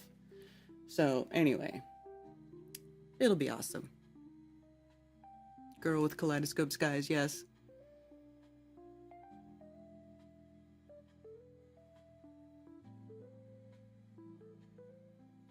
Oh. Anyway. So what else is going on? There was something else I was going to talk about too, and I can't remember right this second. So it's kind of trippy, right? Last week it was like Ozzy Osbourne died, Malcolm Jamal Warner died, and then Hulk Hogan died. I think it was like one, it seemed like it was one right after the other. But I'm not sure. It seemed like it was one right, literally like one day one guy died, and then the next day another guy died, and then the next day, that's how it felt. And then Tom Lehrer. So sad. We lost a great. I see a lot of stuff about Gaza here being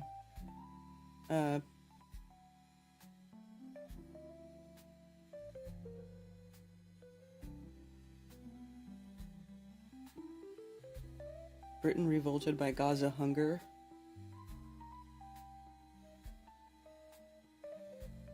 Trump rejects Netanyahu's claim that kids in Gaza aren't starving. Yeah, how could you even say that that's true when you won't let any food or aid in? And then when people go to get food, you blow them up.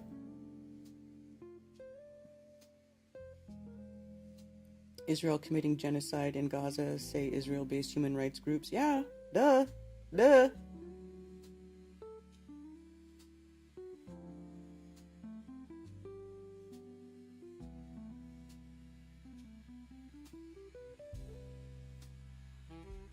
Scientists have just discovered an ocean at Earth's core. Hey, again? Again, you guys? Or is this the same one? No, this is dated today. They're just re-releasing the same crap over and over.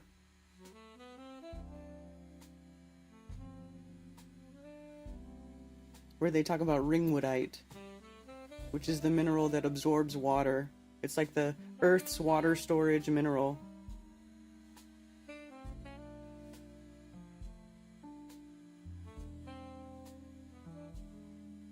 Just recycling stuff. Just recycle. Elephant hybrid.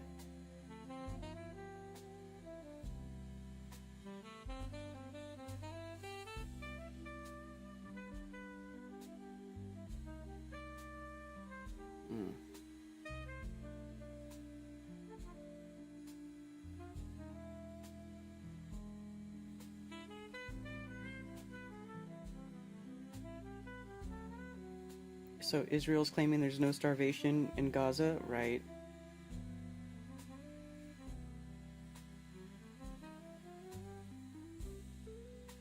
Trump sets Putin new Ukraine ceasefire deadline.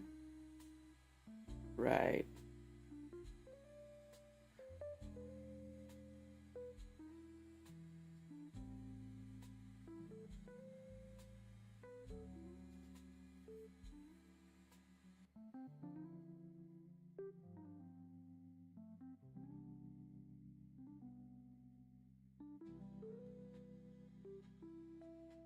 Tom Cruise attends an Oasis concert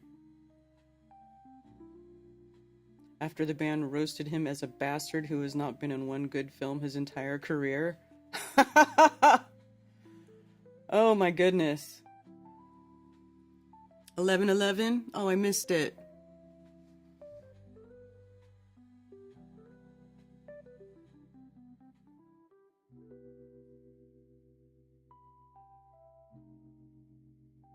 You know you guys can just ban that guy if he's annoying you in chat. You guys don't have to let him sit here and take over the chat. But I guess you guys like it? I don't know.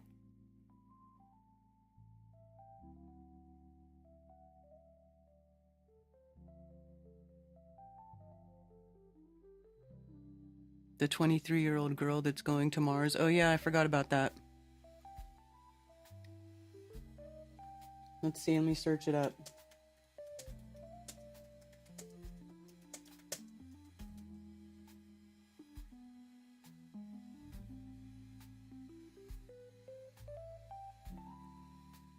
Let's see what a fact check, huh?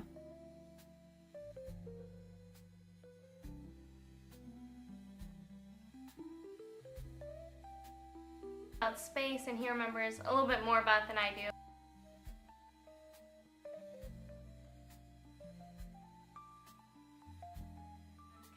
I remember, talking to my dad about space, and he remembers a little bit more about it than I do, but I was basically asking all these questions about Mars, and if anyone had ever been there before, and if people were there, and then that kind of initially sparked my interest, and kind of looking back as to what could have even brought up this conversation, because it's not like we talked about Mars in the house all the time. Oh my God. Is I actually had like the poster for the cartoon, The Backyardigans, the Mission to Mars episode, so I had that poster hung up in my room for a really long time, and so looking back, we think that may have been like the initial spark that would have made me question, have questions about space, and from then on I was always curious about it.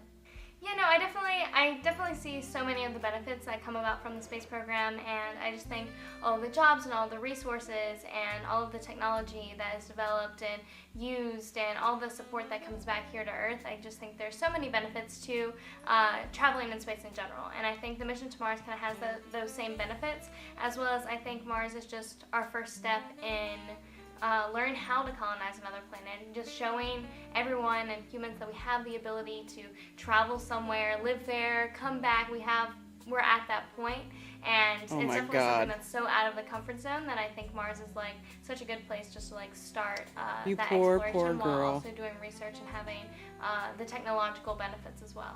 Yeah, I've been having a really great first half of my first semester here at Florida Tech, and it's been really awesome, and I chose to go to Florida Tech because of multiple reasons. One, just kind of being on the Space Coast in general and kind of moving down closer to all the stuff happening within the space program, and also I was very interested in the kind of whole astrobiology program just because I couldn't really find another school that was offering that, and Florida Tech's astrobiology program kind of fit what I was interested in, so I always thought it was better to kind of get a jump start on what I was actually interested in a bit earlier, rather than waiting and taking a general natural science as my major. So it's been really amazing to actually start focusing in and taking more space-related Sweet classes Jesus. now. She's like a typical teenage girl. She don't stop, does she? Looking at kind of the schooling and the path I'm going towards, I would just want them to see my passion for it, and that's really the most important, because being able to have any part in the mission would be wonderful, but actually being on the mission would be even more incredible.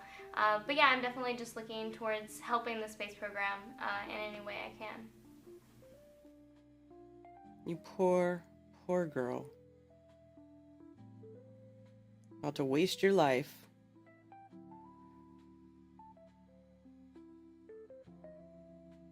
One widely shared social media post claims 20-year-old space enthusiast Alyssa Carson is preparing to become the first human on Mars. Carson became the first person to complete the Kennedy Space Center Visitor Complex's Passport to Explore Space program, and she has wanted to become an astronaut ever since she was 3 years old. She can't get married, she can't have kids, reads a July 6 Facebook post by the page Spacetime. She is preparing to become the first human on Mars, and she will never return to Earth.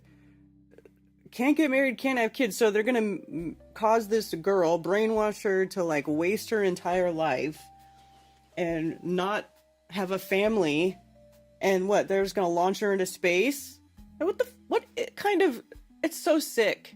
It's so sick. Is this like a virgin sacrifice? Sounds like a virgin sacrifice. Can't get married, can't have kids, huh? Launch into space, never to return. Sounds like a virgin sacrifice to me.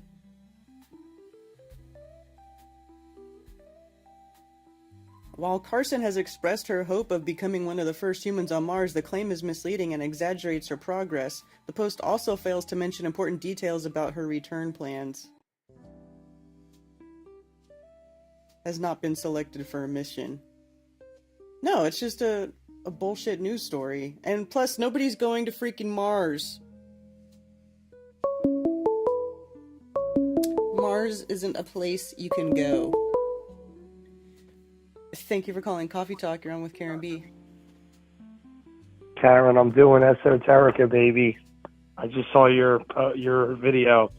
Awesome. Yeah. This is AJ from Philly. I called you a couple weeks ago. I don't know if I sound different. My throat's a little scratchy. Okay. What's that? That's good. Yeah. Cool. I have a couple of questions. They're both from all over the place, but I've been wanting to ask you a couple things. Real quick, what's your opinion on like Chat GTB or whatever, like that AI shit? Because my mom was texting my mom last night, and she's like telling me about this real ID. She's like, you need this real ID to like travel in the country. You need a passport to leave the country. I don't really do airplanes, but I'm like asking her, I'm like, is that just to get on an airplane? She's like, no, you need that to like go from state to state. And she's like, just go on Chat GTB or whatever. And I'm like, Chat GTB is bullshit. And I'll show you that it's bullshit. And my mom like really hates me because I was saying that. So I was just curious, like, what's your opinion about Chat GTB? And have you heard of this real ID nonsense that you need to travel the state? Yeah, I've heard of the real ID, and so far as I know, you can still opt out of it. You can still get a normal driver's license. You just have to ask for it. And I know, I know what's her name, fucking National Security Barbie. What's her name? Kristi Noem has made all these stupid videos about how you have to do your part and get your real ID, and they say you can't fly without the real ID, but you can. If you have a passport, you can just use your passport, or if you have a regular driver's license, you can actually still use that, and then like another form of ID. So they said that there was a deadline by May or whatever it was, but actually you can still go around without it. You don't need it. Oh, okay. That's good. They do tell you that you do. It's like COVID. It reminds me of like a COVID thing. Like they have the little zombies policing each other and shit. When I don't watch the news, so I don't know. Like that's why my family gets angry with me. It's like, you don't watch the news? Like that's where we get everything from. Like, you don't know that? I'm like, no, I don't know that. I work for a living. I don't watch shit. They don't realize. Yeah. But I tried to trick her. I tried to show her that ChatGTB is bullshit. Like, it's still saying that COVID-19 is dangerous and deadly if you search that. So I'm just like, and then I got her, so I cornered her, and she was like, oh, whatever. It's just people use it for their businesses. I'm like, okay. Yeah. But how did you do that, that video, and it has like the Scottish, I don't know if she's Irish lady. Is that AI, or is that had like a friend do that? No, that's a real person. That's Liz the Iron Maiden. She did the voiceover for me. Is she Scottish or Irish or something? She's Scottish. Oh, cool. Oh, okay. I thought you said you did use AI for that for some reason. Well, the first one I did because I didn't want it to be my voice. Oh, you know, a lot of times I'll just do my own voiceovers, but I didn't want it to be my voice. I wanted it to be different. Yeah. And when the first time I made the promo, I just tried to use an AI voice generator, and it sucked. Oh my god, it sucked. So bad. Oh, okay. Well, you have a cool voice. So I got a question. Or I have two questions, really. But one, the first thing I wanted to ask you was about the Antarctica trip. I'm sure you guys probably are tired of talking about it, but I just have a question. Are they saying that it's 24-hour sun all the time, or they timed it that they knew when it was going to be the 24-hour sun? I know that clouds they said might have been an issue, but is the claim that it's 24-hour sun all the time down there?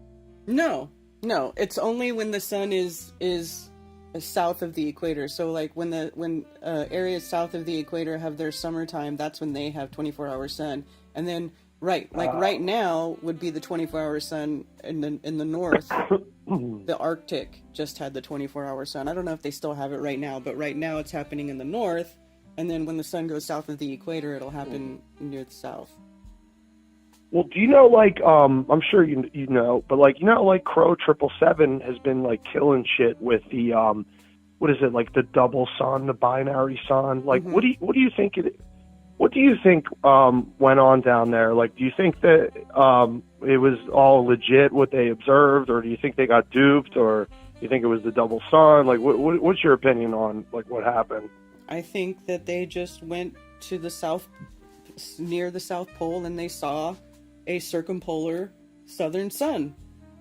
I mean, that's been being observed for hundreds of years. Like, even old Zetetic astronomy books where they are saying the Earth is level and stationary, they admit that they're like, you can witness a circumpolar sun, 24-hour circumpolar sun in the south, but, and there's a whole paragraph where they write, where they're like, just the same, that we wish globularists would admit that there is no curvature, that the curvature can't be measured, and for all intents and purposes, the Earth looks, appears, and measures level and stationary.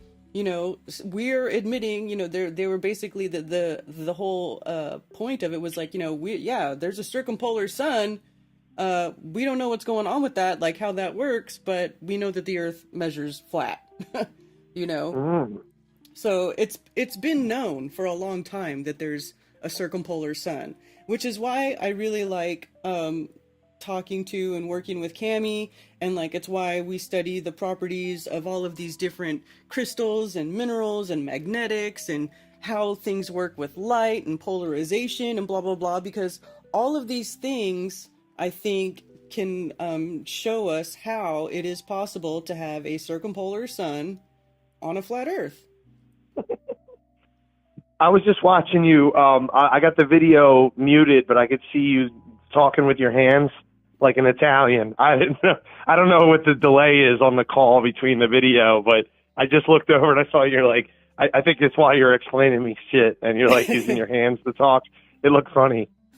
I have one other question. Thank you for answering that. And I'm going to probably rewind and look back to what you said, because I have issues retaining information. Okay. I have another question I've been dying to ask you or anybody like from the community.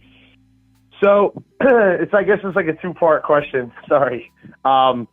This is what I always want to ask. Has any of these douchebags over the years that you've debated or fought with or whatever, any of them, have they ever turned around and been like, oh my God, we see the light, like we're so sorry that we were, arguing against flat Earth, and have you ever like turned anybody that way? And I'll just keep it going with that question with, have you ever woke anybody up that was in your life like at all? Because I've been telling people about flat Earth forever now. I've been like in the community for, I don't know, almost 10 years, probably like 9 years. And I, tell everybody I know, tell people at work. I've never successfully been able to wake anybody up to it at all. So that's just my question. Have people come back to you and be like, all right, I finally see it, or most of go ahead, I'll let you talk, but that's what I wanted to ask you, and I'll let you go. I'll just listen to the rest of it. So okay. Thank you so much for taking my call, all right? All right, you're welcome. All right, bye-bye.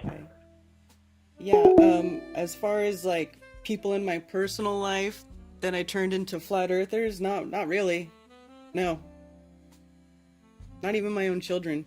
I mean, they were very young when I woke up to flat Earth, but I told them both. I wasn't going to like gatekeep information. I wanted them to learn both, so that they at least could see how it worked from both sides, so that in their mind, so maybe later when they grow up, they'll be like, maybe mom was right. But as it is now, they're like, Earth's a globe, mom, or they like to talk shit to me, but whatever. But have I turned anybody personally? No. Thank you for calling Coffee Talk. You're on with Karen B. Hey, this is Dennis again. I wasn't going to call back in, but that caller you just had, if I may say, that was a really good call with good questions. If it's okay, I'll just briefly answer two of them. The second one, I'll go more quick. He's like, have you ever turned anybody two things on that. Have you ever convinced anybody to go the opposite direction? As in, oh, you're right, the Earth really is flat. I just wanted to say, first of all, I think at least half of the people you argue against, especially in recent years, seem to be, a lot of them are flat earthers that are just into a bunch of unfortunate theories to just complicate stuff. But as to whether any of them have bought into your arguments or what have you, I'll let you answer that. But the other thing I wanted to say about that is, I think it's a psalm. It's in the Bible that I can't remember the exact location of the scripture, but one plants the seed, another watereth, and God giveth the increase. So we're not people's judge, jury, and executioner. Give God a chance to work, maybe somewhere down the line. Just throw that out there. But as for the first question he asked about TFE, I also had 2 comments on that. And yesterday, I think I posted on your Telegram chat an analysis mainly about the drama. It's a real short thing, and I'll read that verbatim. And the second thing I want to say is what my personal belief about the actual physics, the actual what happens. My conclusion, my personal view of what actually happens with the Antarctic sun. I did want to endorse or second what you said about it. It's not all the time. It's only for a part of the year. I want to say it may not necessarily be just when it's south of, on the other side of the so-called equator, but at least in the height of the Antarctic summer is when you get the 24-hour sun. It may not. I don't think it's even 6 months out of the year. It's less than that. Yeah. But so it exists just for I don't know the exact number of days, but it's only for a short period of days, is my understanding. I don't know what days or weeks, but I don't think it's 6 months of the year.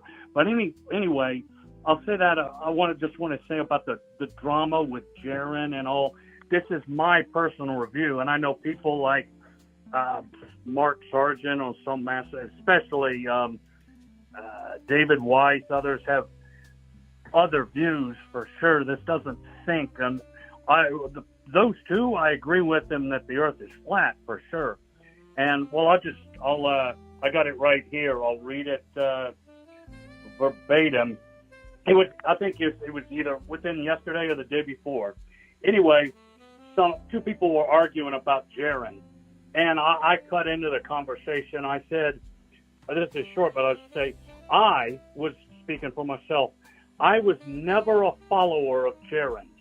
I first read Sam Robotham's book and converted to Flat Earth way back in 1996. Therefore, I personally had a huge 20-year head start advantage on Jaron. That being said, although I certainly disagree with Jaron's abandonment of flat earthism, it does not change my world in the least. And my main point is, I do not hate him at all. I would say my perspective is very similar to Witzit's.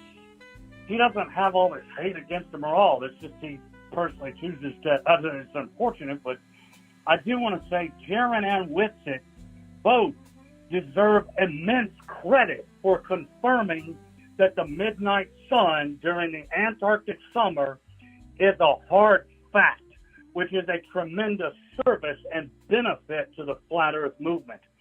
This should focus and narrow the field of future investigations by identifying those theories that are now proven false by their observation. Unacceptable theories, such as an allegedly fake sun, automatically fall within the category of falsehood.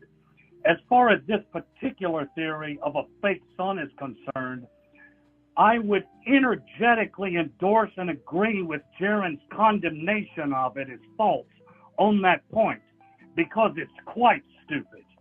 For me, the TFE, which I think Witzit correctly calls the first experiment, not the final, but anyway, the TFE is not a matter of all this drama and theories about Jaron, which are a disingenuous or dumb distraction. It is a matter, more importantly, of stepping back and recognizing a profound insight and a gift that's been placed in front of us. All the stupidity about Jaron, I mean, he's wrong on the shape of the earth, but God bless him. That's not what I'm concerned with. That's not the reason I got into flat earth.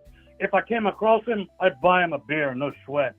The last thing I got to say, my interpretation, I've always held for a long time to the ancient flat earth theories, the early Christian ones, which all the modern flat earth, 99% of them are models, are based on the Robotham map.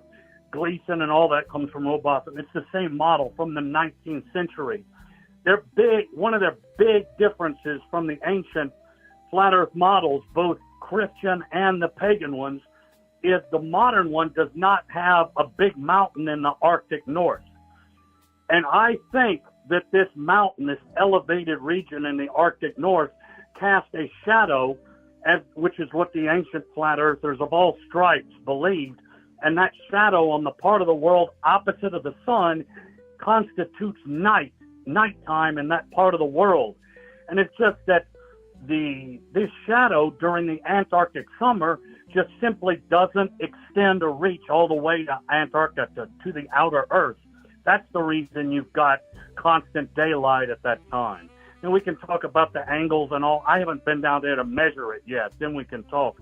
But that's my basic view. As far as I'm concerned, that is the ancient and historic flat Earth answer and explanation of the 24-hour or midnight sun in the Antarctic summer. And that's all I got. All right. Cool. Thanks. Thanks, Dennis. Bye.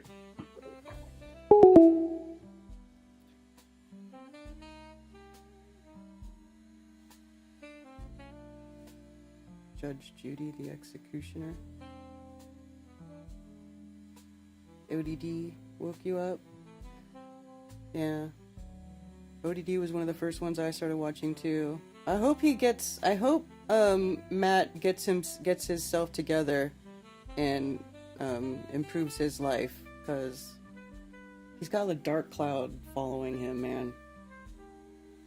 So hopefully he can come out of that.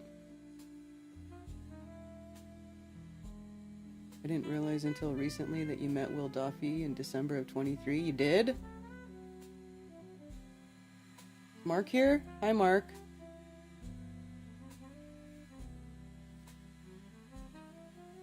The final straw was tracking a cargo ship with a telescope. I'll never be able to return to the ball. Exactly. Turned your mom? Good for you. See, I couldn't turn my mom. She told me, I was telling her the earth was flat, because, like, remember when I first found out, I was like, oh my god, we're being lied to so bad. People want to know. No, they told me I was retarded, including my mother. She was like, Karen, stop talking to me about flat earth. I don't want to know that. I don't want to find out that the earth is flat. I'm going to throw up. That's what she told me. I remember it very specifically. She told me she was going to throw up. I was like, okay. And then we kind of argued about it a few more times, and I finally just, I was like, you know what? Whatever. I give up. I don't want to argue. I love you, Mom. Believe whatever you want. I just didn't want to every time we were together to be an argument. Because my mom's like all I got, mostly, from my family. So, yeah.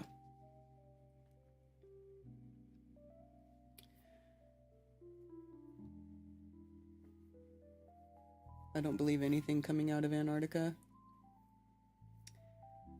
Well, I mean, there's observations, written accounts of a circumpolar sun going back hundreds of years, so it is what it is. But that doesn't mean that the Earth isn't a level stationary plane. It just means we have no freaking idea how the sky works. Which, I mean, we don't. You have to be honest about that. We don't know shit, So, there it is. ODD was an OG, yeah.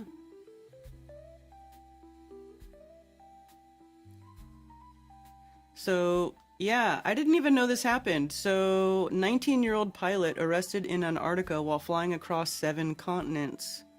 Huh? While attempting to fly all 7 continents to raise money for St. Jude's Children's Research Hospital, 19-year-old Ethan Guo was arrested for altering his flight plan and not notifying ATC. Oh wow, he went rogue.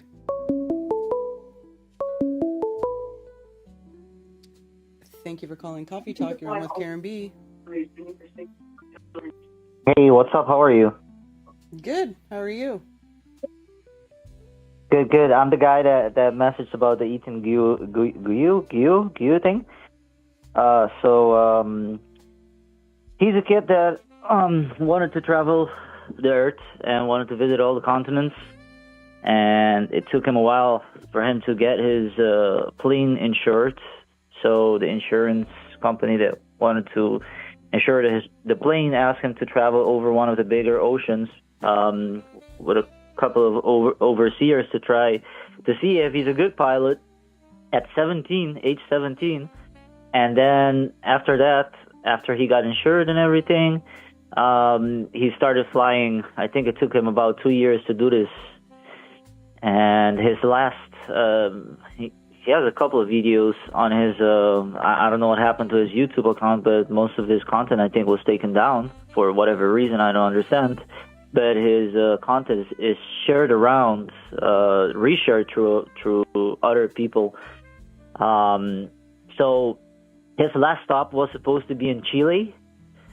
And somehow I believe that he did not want to go to Chile.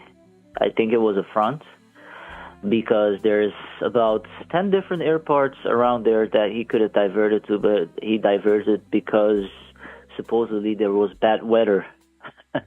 And he diverted to Antarctica, and he landed in King George. And where he landed at, he got jailed for 90 days. It's not in the mainstream. They're not trying to sell a 24-hour sun. It's just being kept under the wraps. And I don't know what's happening in the TikTok community. Like, it always is crazy. Everybody's saying that, wow, this is fake, this and that, but nobody actually does the research and try to see, well, what. But see that right there you had on the live. I think it's Comunicado de Prensa. That's what Chile was putting out just a little bit higher up. It was a page that you just scrolled by. That's what Chile was putting out as an official statement for the Ethan Gua guy, because King George Island is partially also owned by Chile, so the Chilean authorities have him jailed. But that's crazy.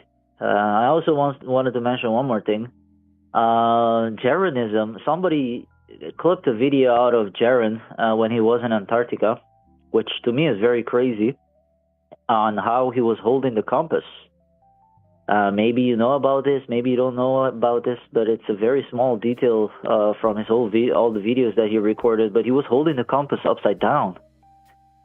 He wasn't even holding it upright. Are you telling me that? No, I didn't see that. Sorry, go on. I did not know about Yeah, that. exactly. I found that out yesterday. After all this time that went by, I found it out yesterday, and he carved a marking in the ground. He made a line in the ground and put south S in the snow, or supposed snow, and you could have seen that where the S was pointing at, the red needle was pointing at where the S is at. So where the south was pointing at on the ground was literally the north. But from the knowledge that I've gathered for about 15 years of being a flat earther, is that the compasses doesn't work in Antarctica. It doesn't. Like, there's a video out there that's called "Does a Compass Work in Antarctica?"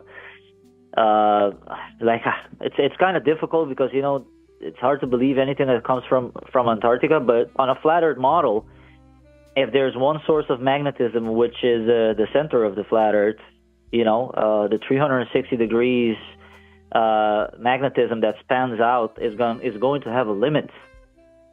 It's not going to ever extend forever. And this is one of the reasons why I believe that the southern 60th latitude and beyond is capped off or limited by people to go any further, because number one, the compass doesn't work. And you can see clearly a lot of people do know that Admiral Byrd never used a compass. He used a star chart navigations to go as far south as possible. But the weirdest thing, why would he even hold the compass upside down? Like, doesn't he know how to use a compass? And why would he claim that it was working? Even though there's a couple of, not a lot of evidence, but there's a couple of evidence showing that a compass really doesn't work in Antarctica. Oh, there's more than just that evidence. I've contacted one of the supposed companies that goes down to Antarctica, and they will tell you that a compass doesn't work down there. So that's a totally different entity that you can contact and verify by yourself is if an actual compass works or not.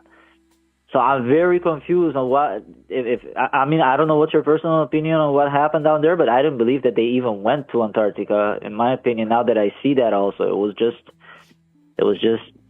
just all made up shit. So, anyways, that's just something that I got out. But you should see that clip. That's funny how he held it upside down. That's weird. Do you know where that clip's at so I can find it? Some guy that I met yesterday that was called Zetetic. Oh, God. Hold on, let me see if I can find it. You don't like him?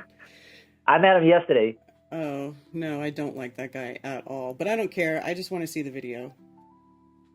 All right. Okay. Me too. So because that was crazy. It's I don't know if I can post links. Hold on 1 second. I'm scrolling down my history.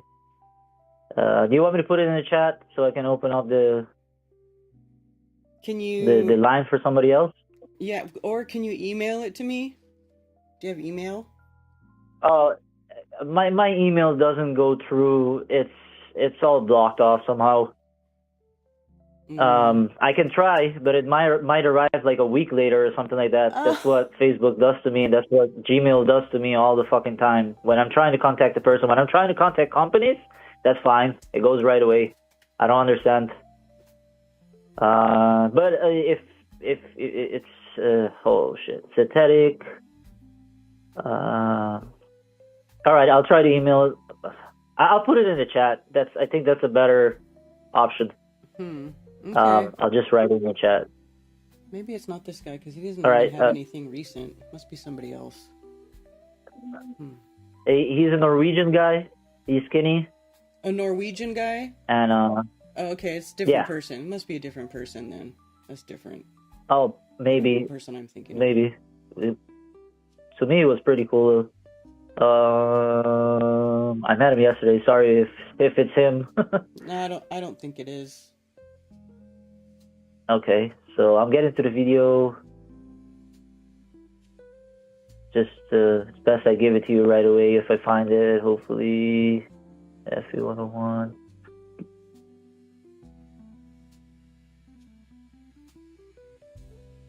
EFE exposed. Is this it? Zetetic truth tube. It's called TFE exposed, and in parentheses. Okay, I know who you're talking about. I know who you're talking about. Are you okay? Are you okay with that one? I mean, I don't really talk to that guy at all, but okay. And I actually don't think he likes me. You know, he's one of those. He likes to call a lot of people out for dumb reasons. Yeah, I kind of hated being on the show for a second there yesterday because I don't like just like people that are ranting all the time and calling other people crazy. Like I just like progress and more information, and that's about it. Oh, but it's at the 40. The what? Sorry? Well, yeah, I was gonna say, do you have a timestamp? Yeah, it's 40. It's 40. What I have right now is 49 minutes and 48 seconds. It's the TFE exposed FE081. And you can clearly see that that compass is upside down. Like, it's not even like it's a little bit hard to see. No, you can clearly see that the compass is upside down. And from what I know and from what I've seen from the video that's called "Does a Compass Work in Antarctica?" and it's a very old video before even AI image generation was happening. It's from a company that's called Polar Trek. And yeah, of course, the guy doesn't know better, but they're telling him that the southern true magnetic south sits in the south side of the Indian Ocean, which is not even on the continent of Antarctica, and they're telling him that that's where the south magnetic pool lies at.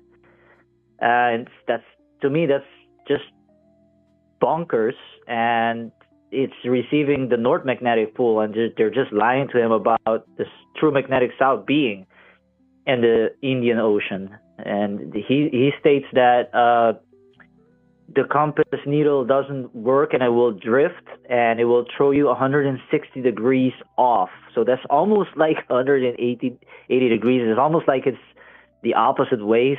And I just believe that the magnetic declination, the whole magnetic declination BS in Antarctica, is a bunch of hogwash, and they're just receiving the northern magnetic pull, and they're just lying to them about it being in the southern Indian Ocean. But that's about it. Check it out. Like, you can let people see it. You can see that he's clearly holding the compass upside down. I wouldn't know even why he would do such a thing. See, yeah, that line right there. You see the. I'm not sure if what I'm seeing right now on the live stream is synced with this call, but yeah, he's holding the compass upside down right there.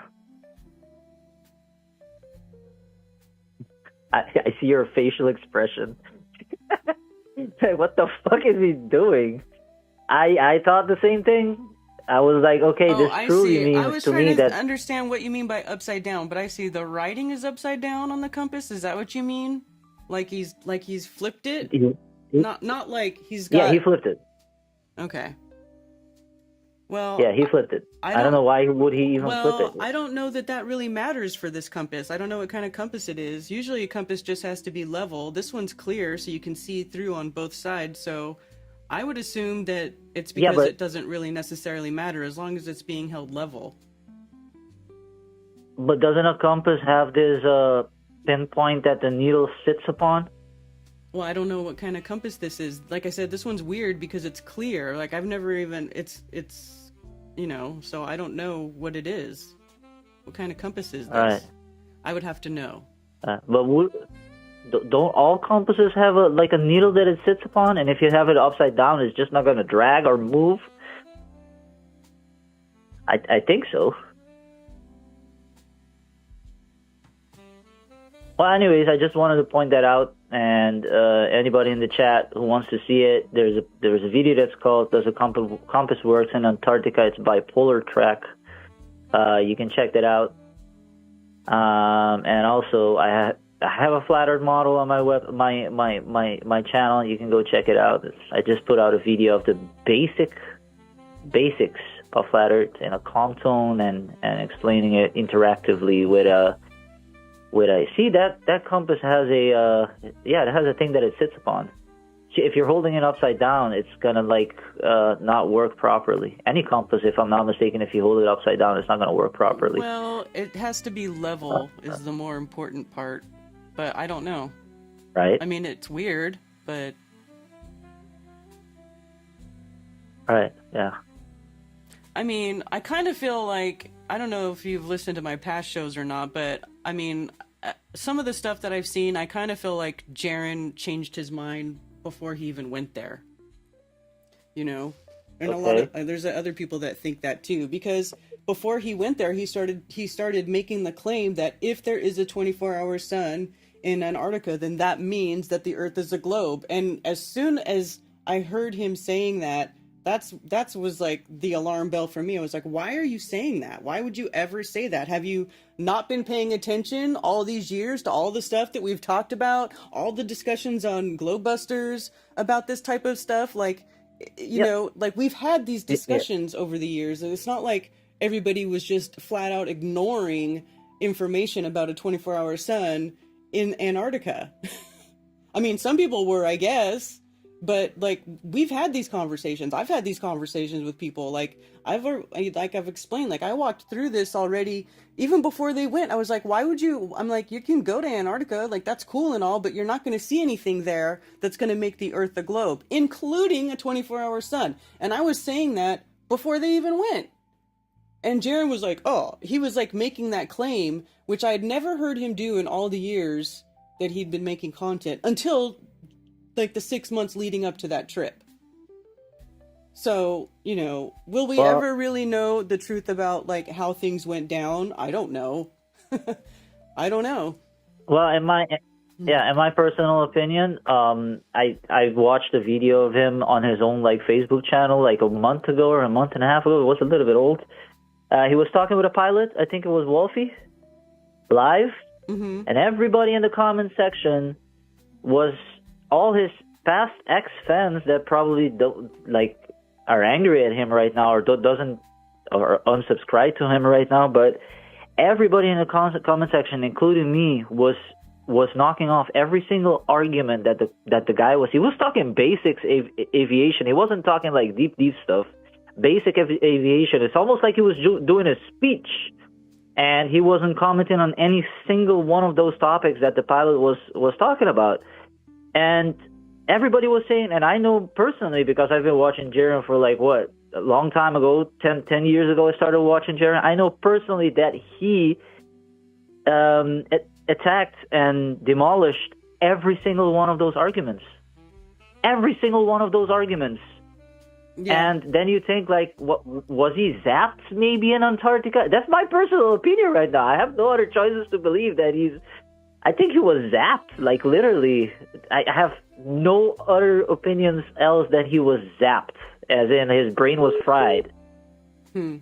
Anyways, that's just my personal opinion. But I have no other opinions about like what's going on with him right now. But thank you very much for the space. Hope you have a good day. All right, thank you. You too. Thank you for calling Coffee Talk. You're on with Karen B. Hey Karen, it's Glenn. Just comment on that compass comment that the last caller made. I had on Google Earth. I was able to I shot you. I don't know. A few months ago, I shot you a few KMZs at altitude where that drone was, showing bandages and stuff.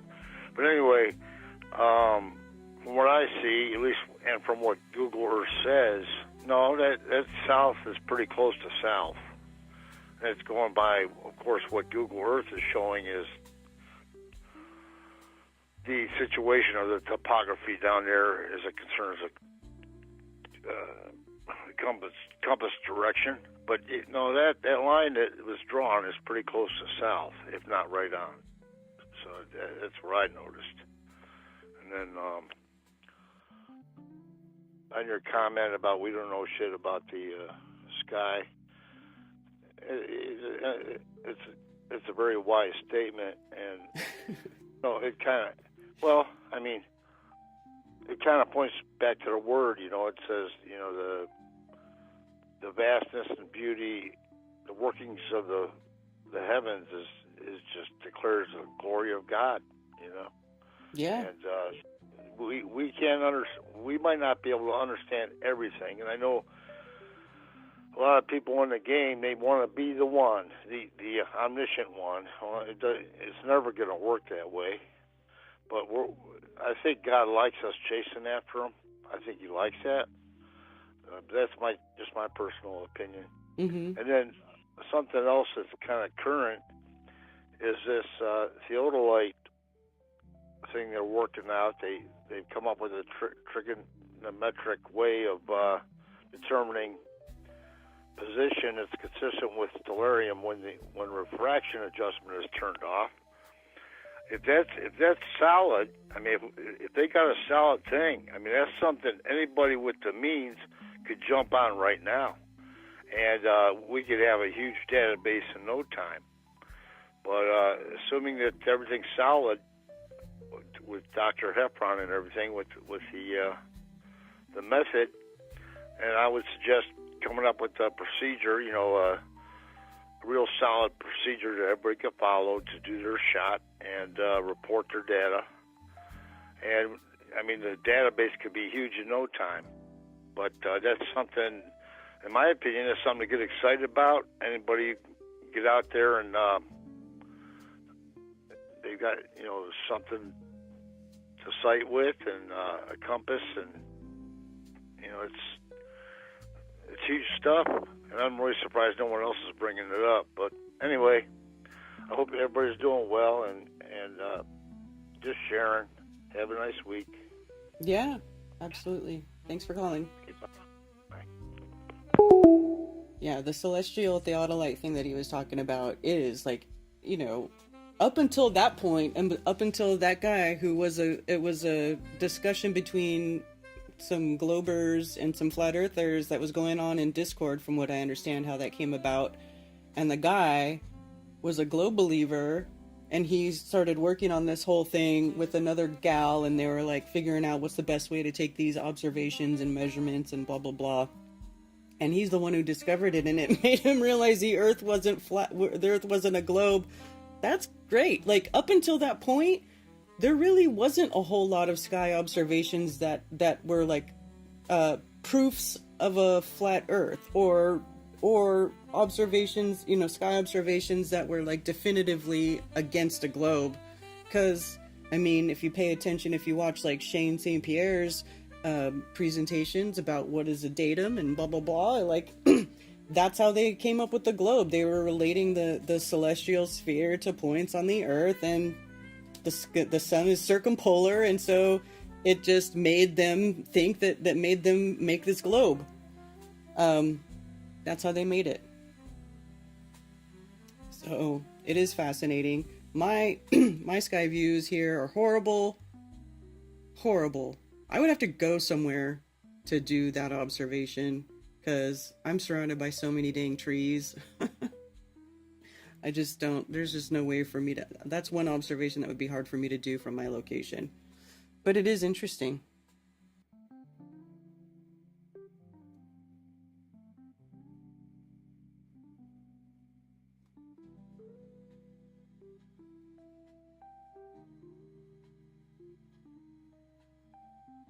A magnetic compass does not work if held upside down. Checked 4 different AI models.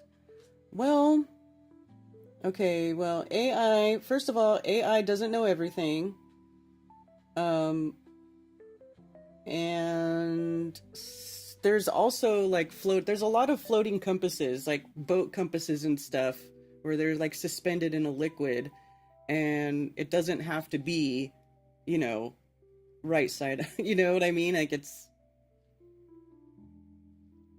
the boat's doing this, right? So, and it still works. So I don't know if that compass is a special compass that works that way. Let me see.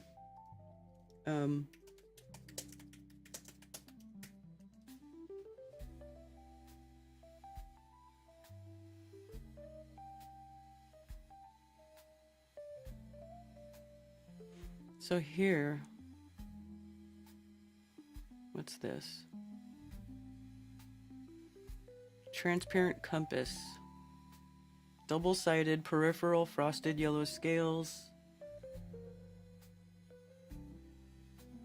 The compass, swinging freely, finding north easily, the glass clear, the gold surrounding, generally very good antique condition.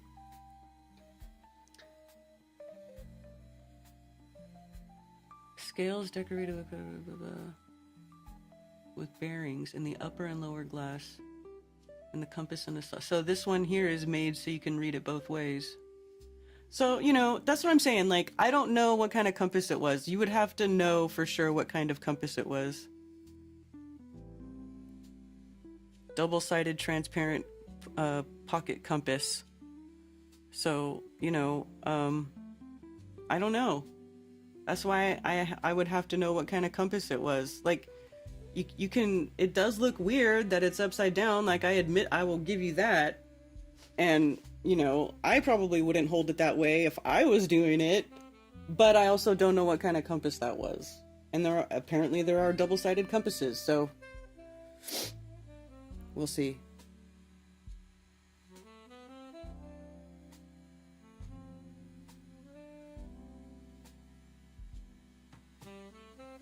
Enlightened Dawn. Hey, Enlightened Dawn.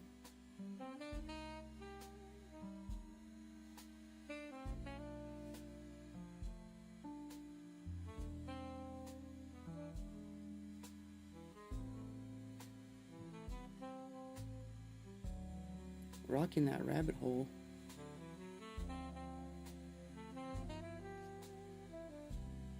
So stoked for the new Deftones LP. There's a full interview with them about it on Apple Music. Yeah, I watched it.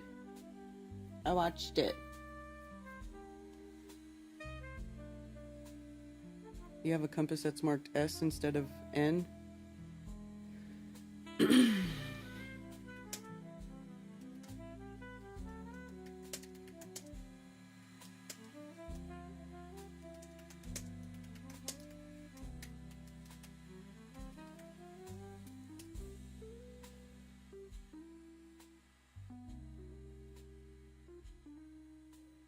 Compasses do not work reliably at the South Pole because the magnetic field lines are orientated vertically, causing the compass needle to point straight down instead of horizontally. This makes it difficult to determine direction using a compass in that region. How do compasses work in the Southern Hemisphere?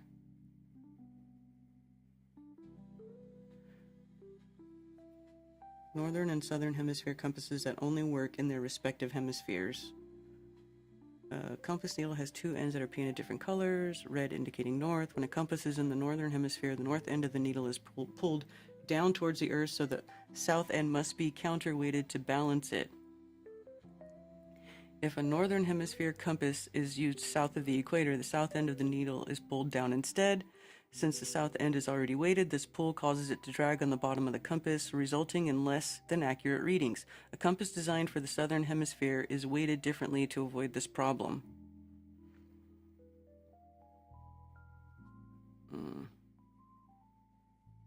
Allegedly.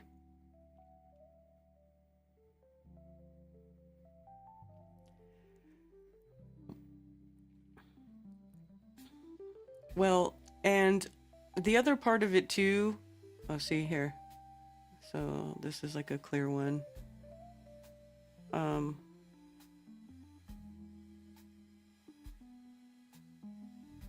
Yeah, I don't know. I could see it still working as long as it was being held level, which he wasn't holding it level. So I also don't think he really cared too much about gathering data. Like I said, I kind of feel like he probably changed his mind before he even went there. But I don't know. I could be wrong. So, yeah, I know. I recall this video. Do compasses work in Antarctica?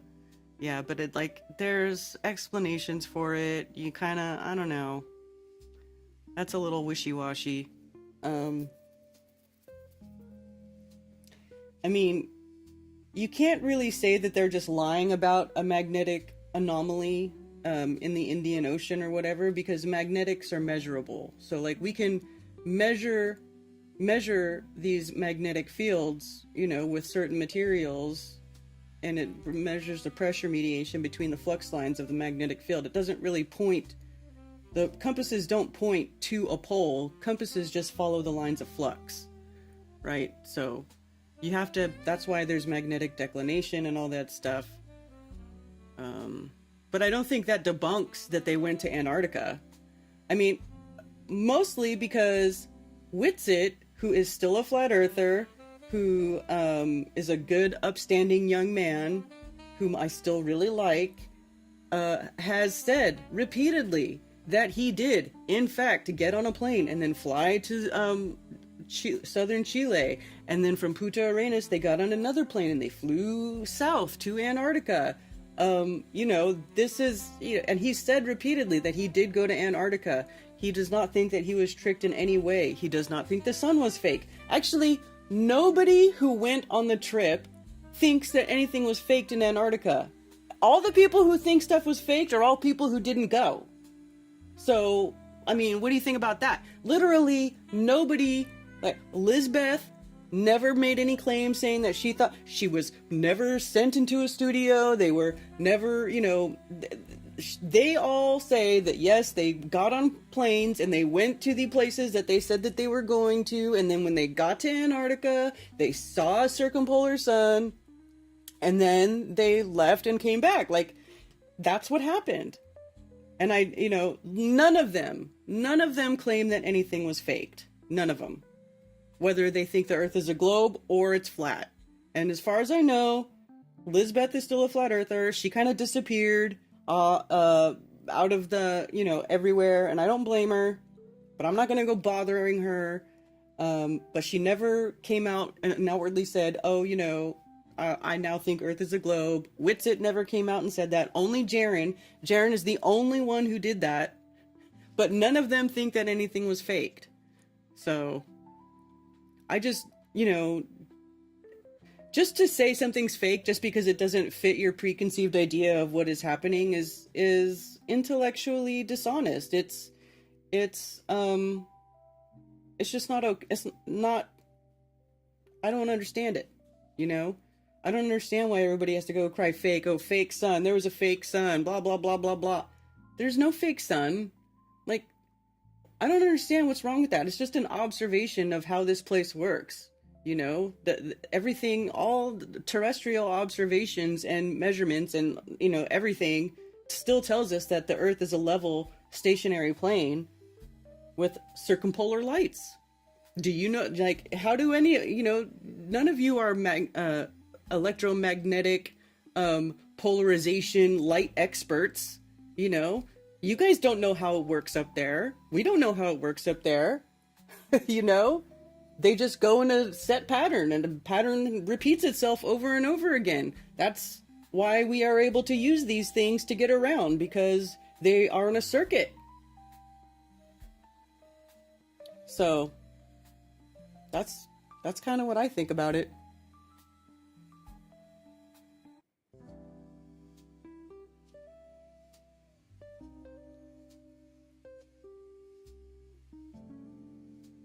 Was there recording on the airplanes from anyone from Punta Arenas to Union Glacier Camp? Yeah. Didn't they record all that? Like time-lapse record it? Didn't that Glover guy do that? Let's see. What's his freaking name? The camera guy. The video guy that went there. I can't recall what it is right now. Somebody help me. One of the guys that went to TFE. He's the David M. something. I can't remember. Help me out.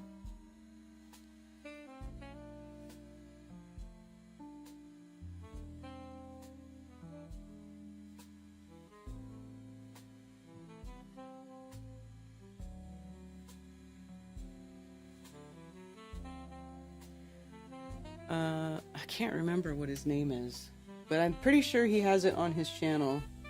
McKeegan, Dave McKeegan, thank you. No, I mean, I'm just thinking myself because I remembered it. Nobody told me. You guys are worthless. So Dave McKeegan, let's see, video, let's see, Antarctica.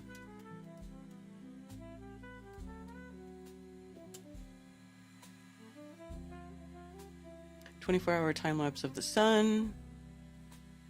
Da da da.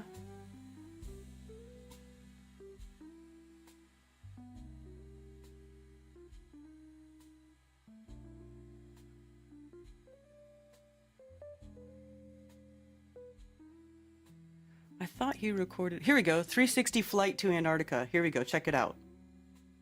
I knew he did. So it's a 4-minute video, and it's time lapse from flight from Punta Arenas to Union Glacier.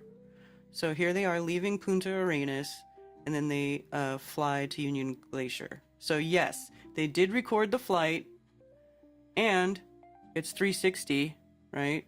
So you can turn it around, and there's Dave. So, but of course we just want to look out the window, right?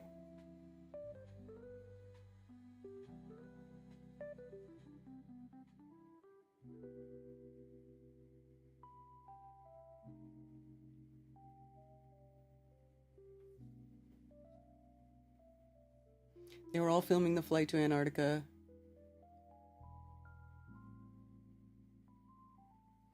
Jay Tolan didn't go. No, did anybody ask him to go? That guy's kind of weird anyway. What's up with that guy saying that there's plant life on the moon and shit?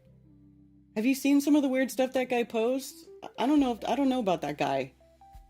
I mean, some of the infrared stuff was interesting, but then I don't know. Weird stuff about the moon. Like, literally making videos saying that there's, like, trees and shit on the moon. Weird.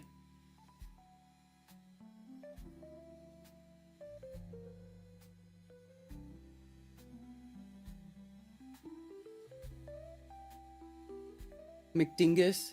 Oh, you said it twice? Oh, I missed it. Sorry.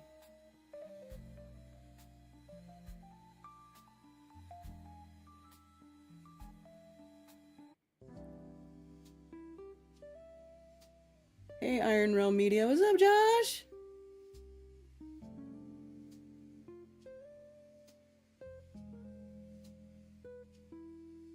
So here's the... Here, I'll put the link to this if you guys want. So, yeah. I don't know. I mean, I think they went. And Witsit says that they went. He says everything happened as they said it happened. And so, if you don't think they went, then you have to think that Witsit is a liar. I mean, is Witsit a liar? Are they all liars? I mean, and if you know what I mean? Like, I don't do that.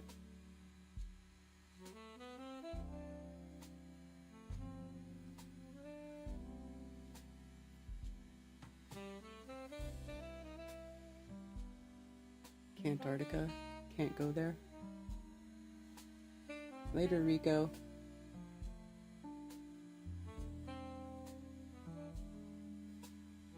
Sandman, why don't you think Witsit is a liar? Because I don't have any reason to believe that he's a liar. Why would I think he's a liar? Like, he's never given me a reason to think he is a liar. Ever. So why would I think that? You know, I mean, we've known Witsit for years. And he's never given me a reason to think that he's a liar. Ever. Yeah, what has Witsit lied about?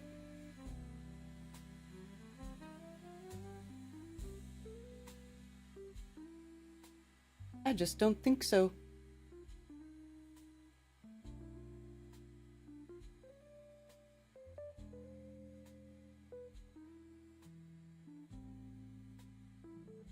I mean, tell me something that you know Witsit's lied about.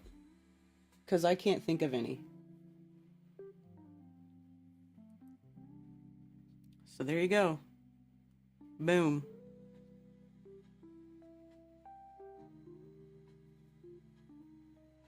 I believe they went, but it's possible they were duped. I also believe they saw a real 24-hour sun. Well, if you believe they went, and you believe they saw a 24-hour sun, then what were they duped about? I don't get it. Scared or on meth? He's not on meth. Are you kidding? He did a live stream recently. He looked pretty healthy to me. He got a nice tan. He lives in Florida. Like, what you talking about? What are you people talking about? Statue of Liberty being Lucifer? No, Statue of Liberty is the Columbia god. Is the goddess Columbia. It's not Lucifer. I mean, is the goddess Columbia the same thing as Lucifer? I think she's the goddess Columbia.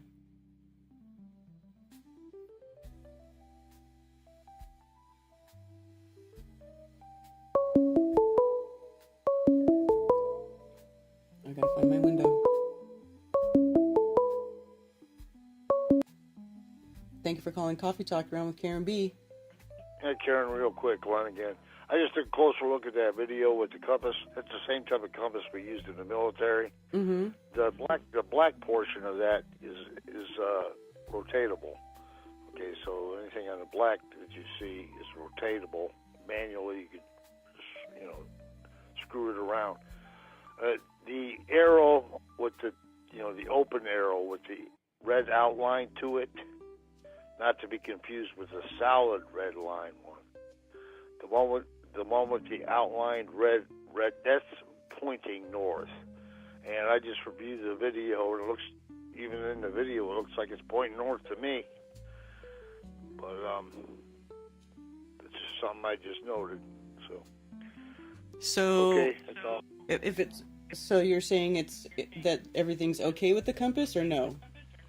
It's okay, yeah. I mean, people have, like you said earlier, people have different ways of using a compass. Everybody's mind works different, But as far as the mechanics of the compass are concerned, if you want to know where north is, you just look at that outlined red arrow, not to be confused with the solid red arrow that's opposite the black arrow. You look at that.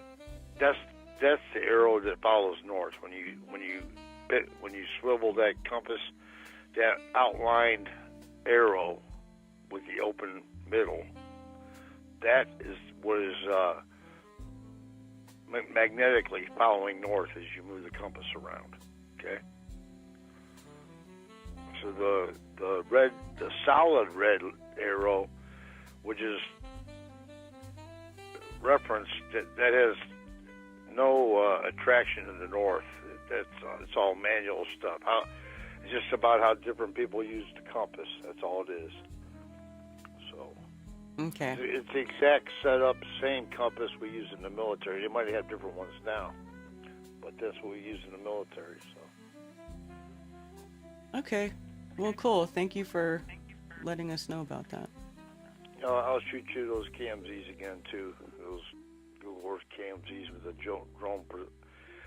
drone position. I've got them. I actually elevated them to the approximate altitude that the drone was at when it took the footage too. So I'll shoot those to you again. Okay. All right. Cool. Thank you. Hey, Elisa Brittany. Baseplate compass. And I said I was wrong. It does work upside down, but they say that it still won't give you an accurate result if held upside down. Well, I don't know. I don't think it's anything that debunks the whole trip, though. I guess that's the important part.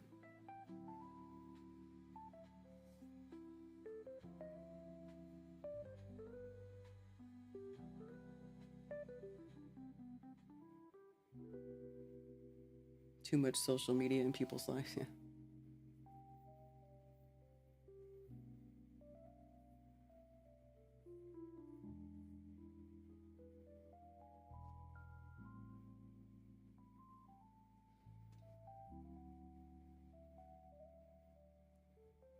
Yeah, you know what's crazy about us having a heat wave here in the South is that San Francisco recently had like a record cold day.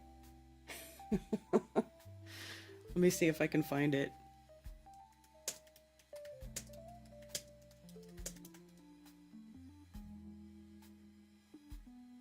Yeah. San Francisco experiences coldest SF summer of your life. The period from May to mid-July was the region's coldest in more than 30 years. Downtown San Francisco this month has seen an average temperature of 59 degrees in the summertime.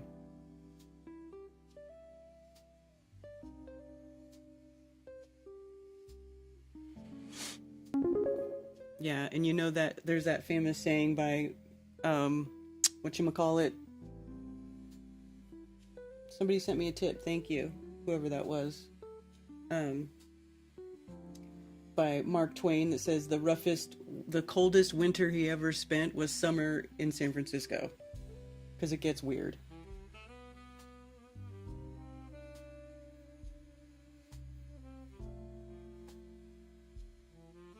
You saw Ozzy and Black Sabbath on the 5th? Oh, really? You went? You saw the last show? That's pretty cool.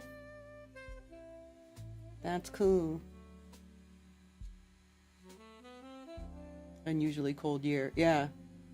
Yeah, I mean, I was born in San Francisco. I grew up there, so I know that it gets the weather it's very mild there. Like, I realized how spoiled I was growing up in the Bay Area once I lived in, like, Sacramento and then other areas. I realized, I was like, wow, I lived somewhere where the weather was super freaking mild, like, year-round most of the time. Redwood City has a little sign that's been there, like, for years. It says Climate Best by Government Test. Like, it's super mild over there on the peninsula. Anyway. I do kind of miss that.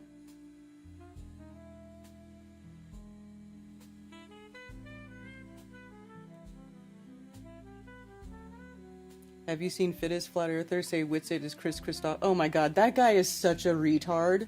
Fittest Flat Earther is a retard. A complete and utter retard. Utterly retarded. I mean, he was saying that fucking Trump was Elvis. And, like, I don't know, dude, that guy just says the dumbest, absolute dumbest shit. Absolute stupidest shit. He should be called Dumbest Flat Earther. Couldn't imagine living in San Diego. San Diego is super mild too. If you're right there on the coast. Once you get, like, over the hill though, then it turns into the freaking desert and it's hot and it's ridiculous.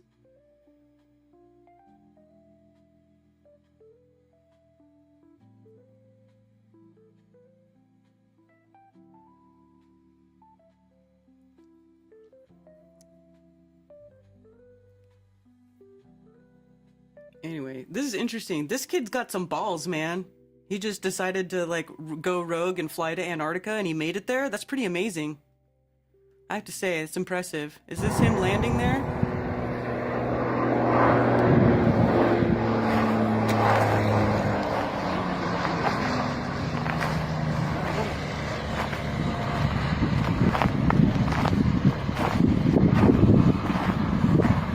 This is a little Cessna, too, man. That's just a little Cessna. That's not a big plane. The kid's got some balls. I'll say that. I'll say that. He's flown across the Atlantic 3 times and has amassed over 700 hours of flight time. Fascinating.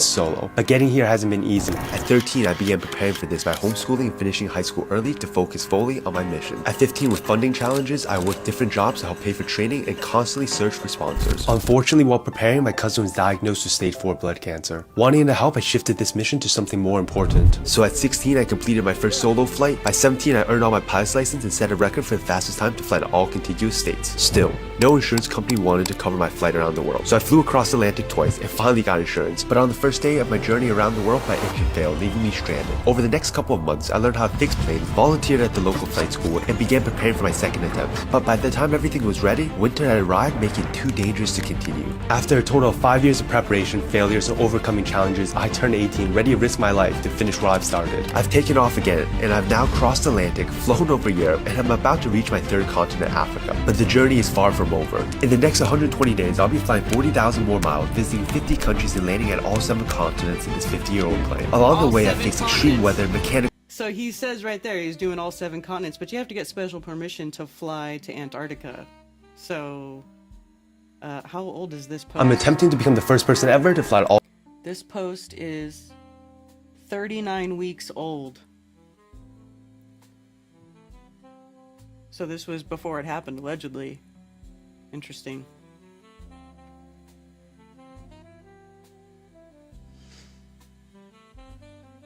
Big D's.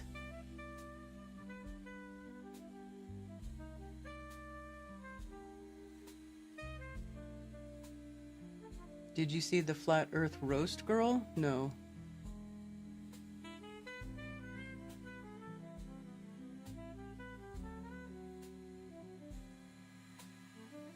This channel has one video.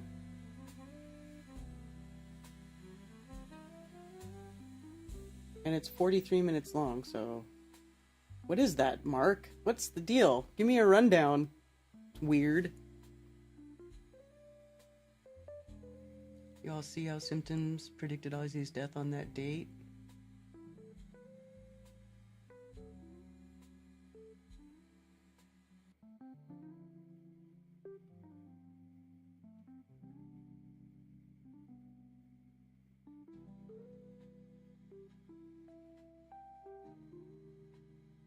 Hope he found a gas station. Well, I mean, he would have had to gas up in Antarctica.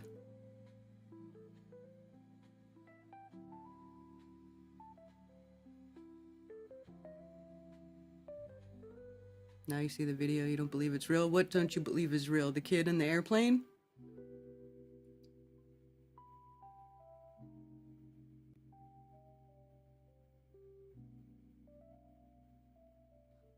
He submitted his flight plans to Chile, but then diverted due to bad weather to Antarctica. Huh.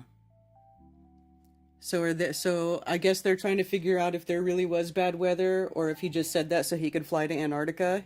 I mean, he's a kid. He probably did it so he could fly to Antarctica. He was probably like, F you guys. I'm flying to Antarctica. I'm gonna do it. Who knows? Who knows? Just started her channel TikTok taking tongue-in-cheek shots at various FE people. Oh God. You don't think he actually did it? Okay. Apparently he got arrested.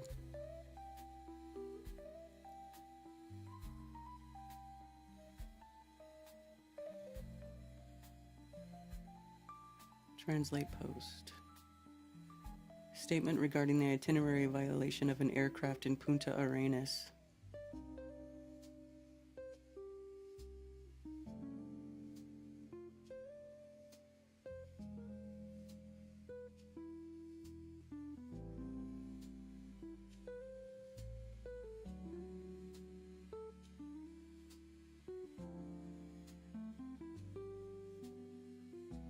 Yeah, he achieved his goal.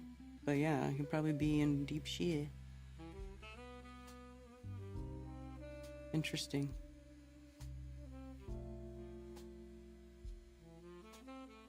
But yeah, it's not very huge news, is it?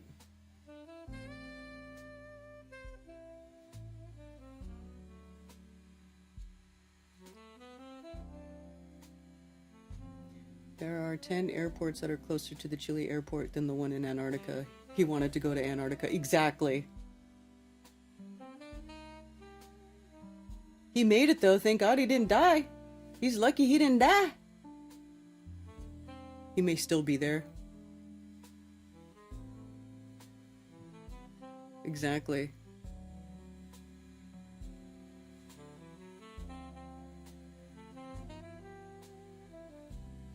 You can go, yeah, exactly, that you can't go, you can go, but you're gonna get in deep shit. Most likely lied about flight problems, yeah. I can see that happening. I can see that.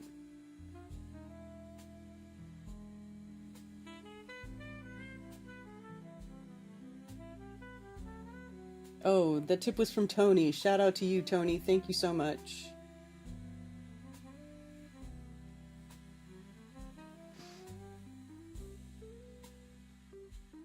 The Law of One books. A little bit. I read a little bit of it. It kind of was boring and I just didn't keep going with it. Although I have, I can't read for very long. I don't know what it is, but I start falling asleep if I read, especially if it's boring like that. It's just weird. You know, weird, abstract stuff like that. So I guess I don't really know anything about it.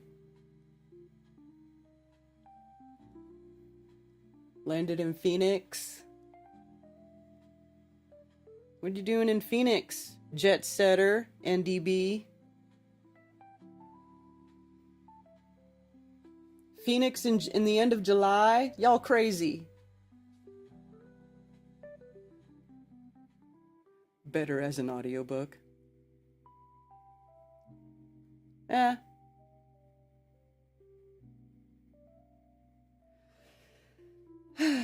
All right, what are we doing? Anything else? Let's see. Antarctica drone. What is the KMZ? What kind of document is this?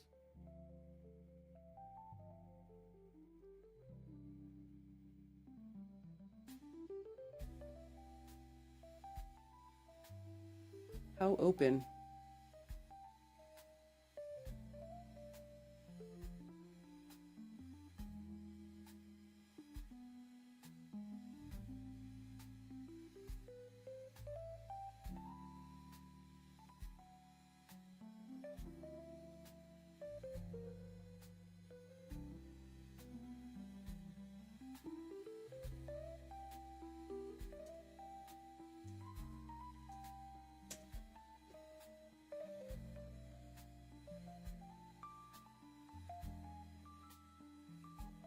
Is this like a Google Earth thing or something?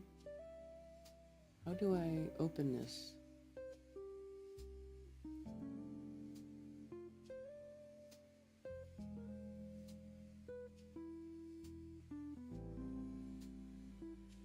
Considering the Muslim philosopher Ibn Arabi was into cosmology, I'd be interested to see if he was flat Earth, especially considering influences he's had.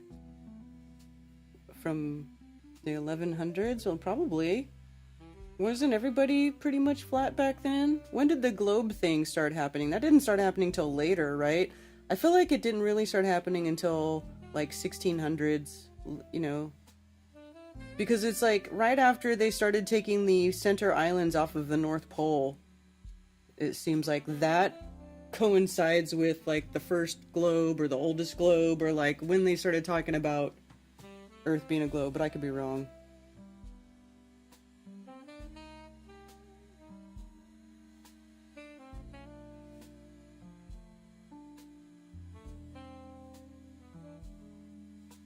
It's all military. Yeah. They definitely don't want just anybody going there to Antarctica. Although, you know, at the same time, it's one thing that Whitsitt said that, you know, really rang true to me when he got back. He was like, this place is made because the creator wants you to not go there. There's like literally nothing there to support human life. There's no flora, there's no fauna. You know, it's brutal. The weather is brutal. They couldn't even take off their sunglasses. So like, you know, think about a time before sunglasses were invented, right? Like you couldn't even go to Antarctica because you'd go snowblind because you would have to have something to shoot, you know, to block the light from so much light from going in your eyes. So, I mean, and it does seem that way. Like it really seems like it's made to be a deterrent for humans to even go there. It's like make you just not want to go there. Like it's, you know, and I've talked about this before, like almost like a fenceless border, right? Like there's not a fence. It's not like I mean, maybe there is a wall, but you know what I mean? It's like it keeps you there without it looking like or feeling like you're locked in. Which is actually a really brilliant feature of this creation. So I have read and have talked to Carla, rest her soul. Google Earth.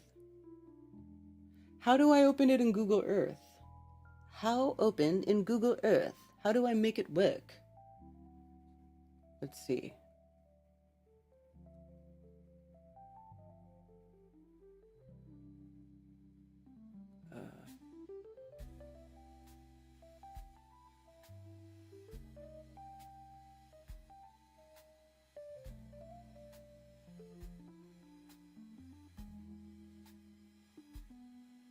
Oh, there we go.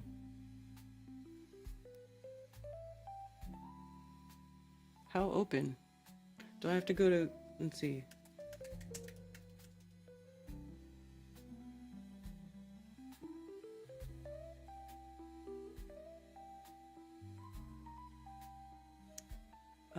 Explore Earth. Let me see.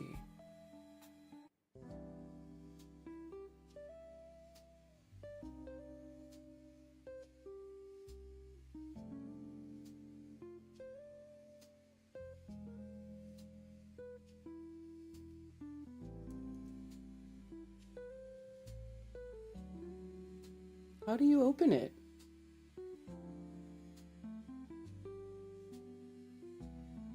How does it work?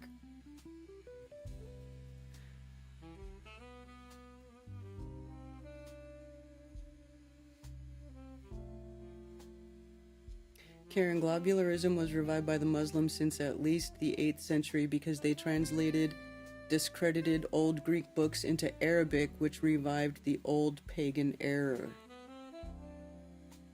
Interesting. So the globe earth, flat earth argument's been going on for freaking eons is basically what you're telling me, Dennis, and it's probably going to continue to go on for eons. So yeah, that's nice. How do I open...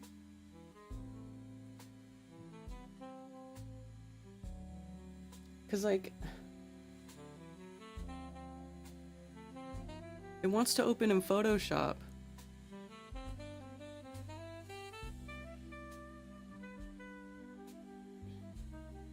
But that's not right.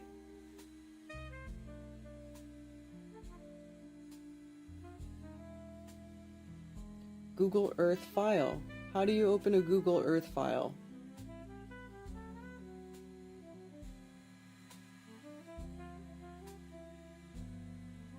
This page wants to save. Already exists. I don't want to save it, I want to open it. How open?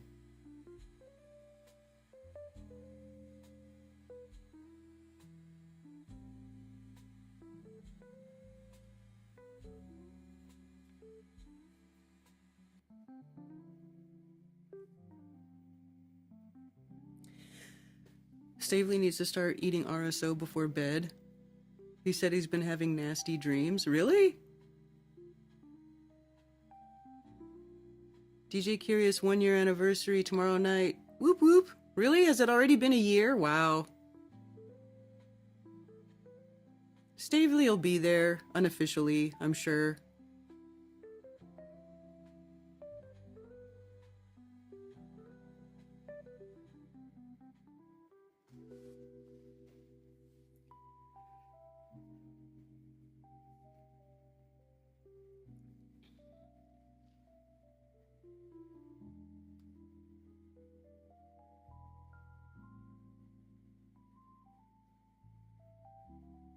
Oh my god.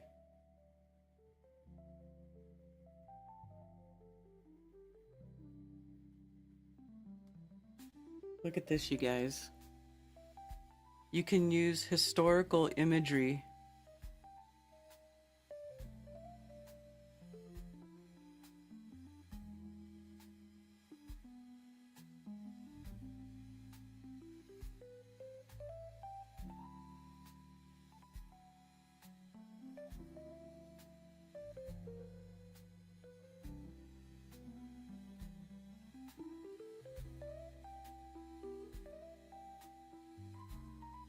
Does it just use old information? Stupid. Anyway, yeah, I don't know how to open that KMZ file. It ain't working. Give me instructions how to open. Well, okay, maybe if I can Google it. Let's see. How to open KMZ file. Use Google Earth, which supports this file format. Install Google Earth. Oh, you have to install the app. I don't have Google Earth installed.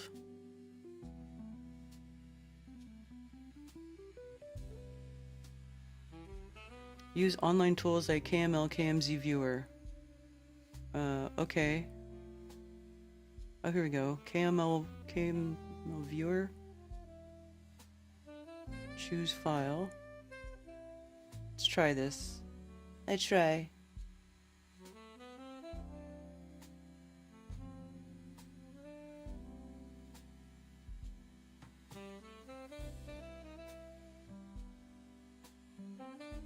Antarctica drone, elevated spatial situation, place marks. Okay.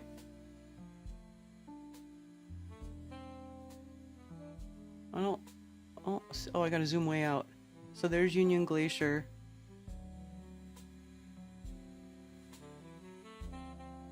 Okay.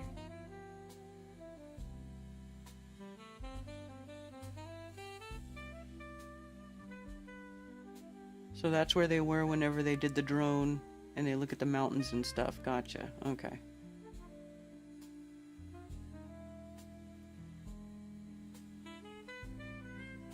It's interesting how there's no north-facing shadows in Antarctica on Google Earth images.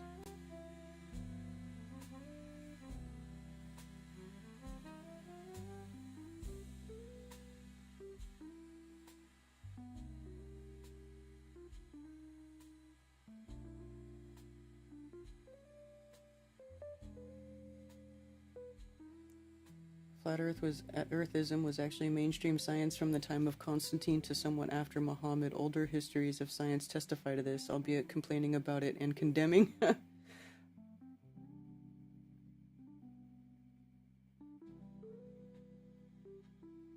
Need to have Google Earth app, yeah. I did find that thing where I could just view it, but yeah.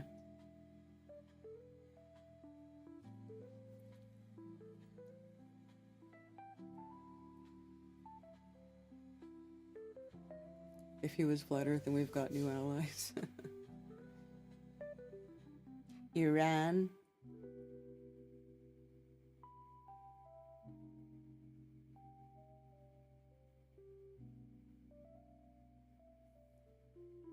Bill, ain't that the truth? And hopefully they don't trash your house. I have a house that was trashed by renters. Completely freaking trashed. Completely trashed. It still sits empty. It's been empty for years. It's across the street. If you got good renters, that's good. You hang on to them good renters who don't trash your house. Because, oh my gosh, people suck. People suck. Oh. Alright, well, it's 12:45. Shall I wrap it up? It's almost 1 o'clock.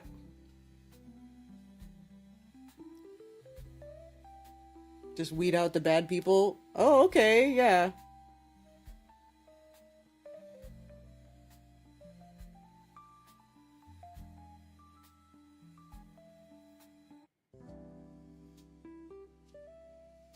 Yes, esoterica.world.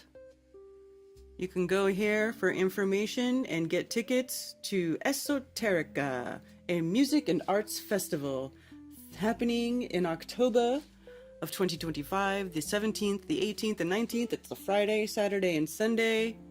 And music, art, esoteric, all things esoteric, which covers a lot. It covers a lot. So it's not just a flat earth, you know, it's not, we didn't really want any flat earth branding for this. We wanted it to be open, you know, because now maybe local people will hear about the event and they'll come and they'll talk to some of us who are flat earthers. You know, that's a better way to, you know, get people to join your cult. I'm just kidding. I'm just kidding.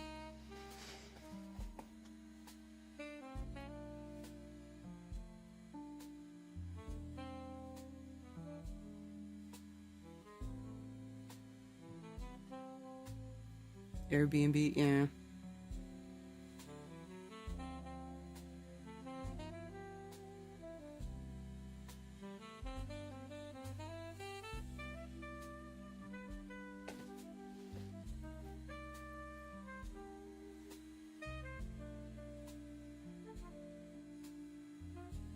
Airbnb is too much work.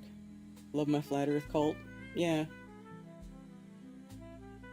It has been demonized, you know, and it's got a stigma attached to it, you know?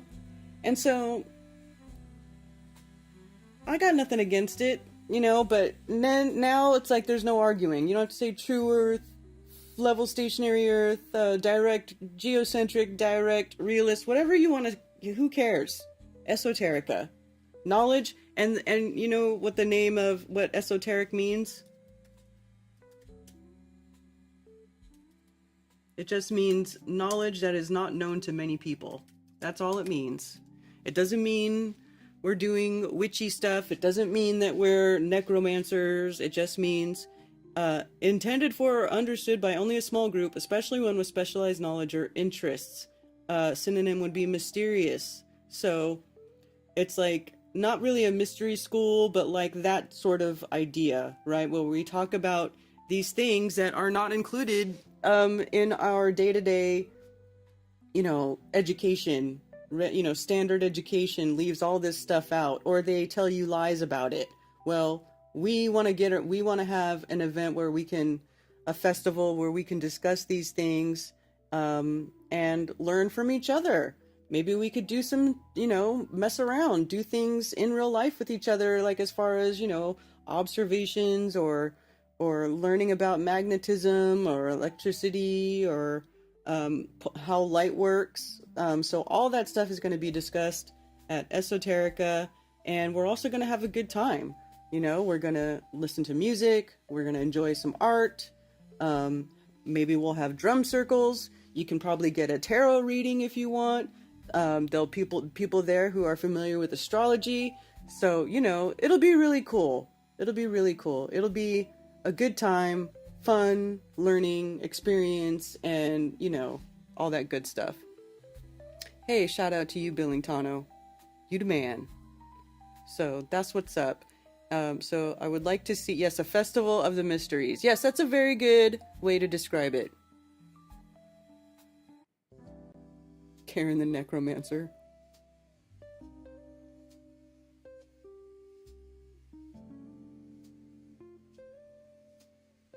I was flat smacking the umpires yesterday in the locker room.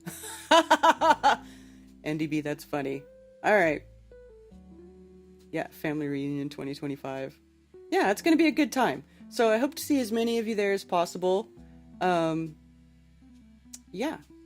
So have a wonderful rest of your day and week. And I will see you all next time. When that next time is, I don't really know. But sometime next time. After now. Bye. You can send physical mail to P.O. Box 10, Earl, North Carolina 28038. You can also follow me on Ko-Fi.com, and if you enjoy my shows and want to send me a tip, anything and everything is greatly appreciated, and thank you.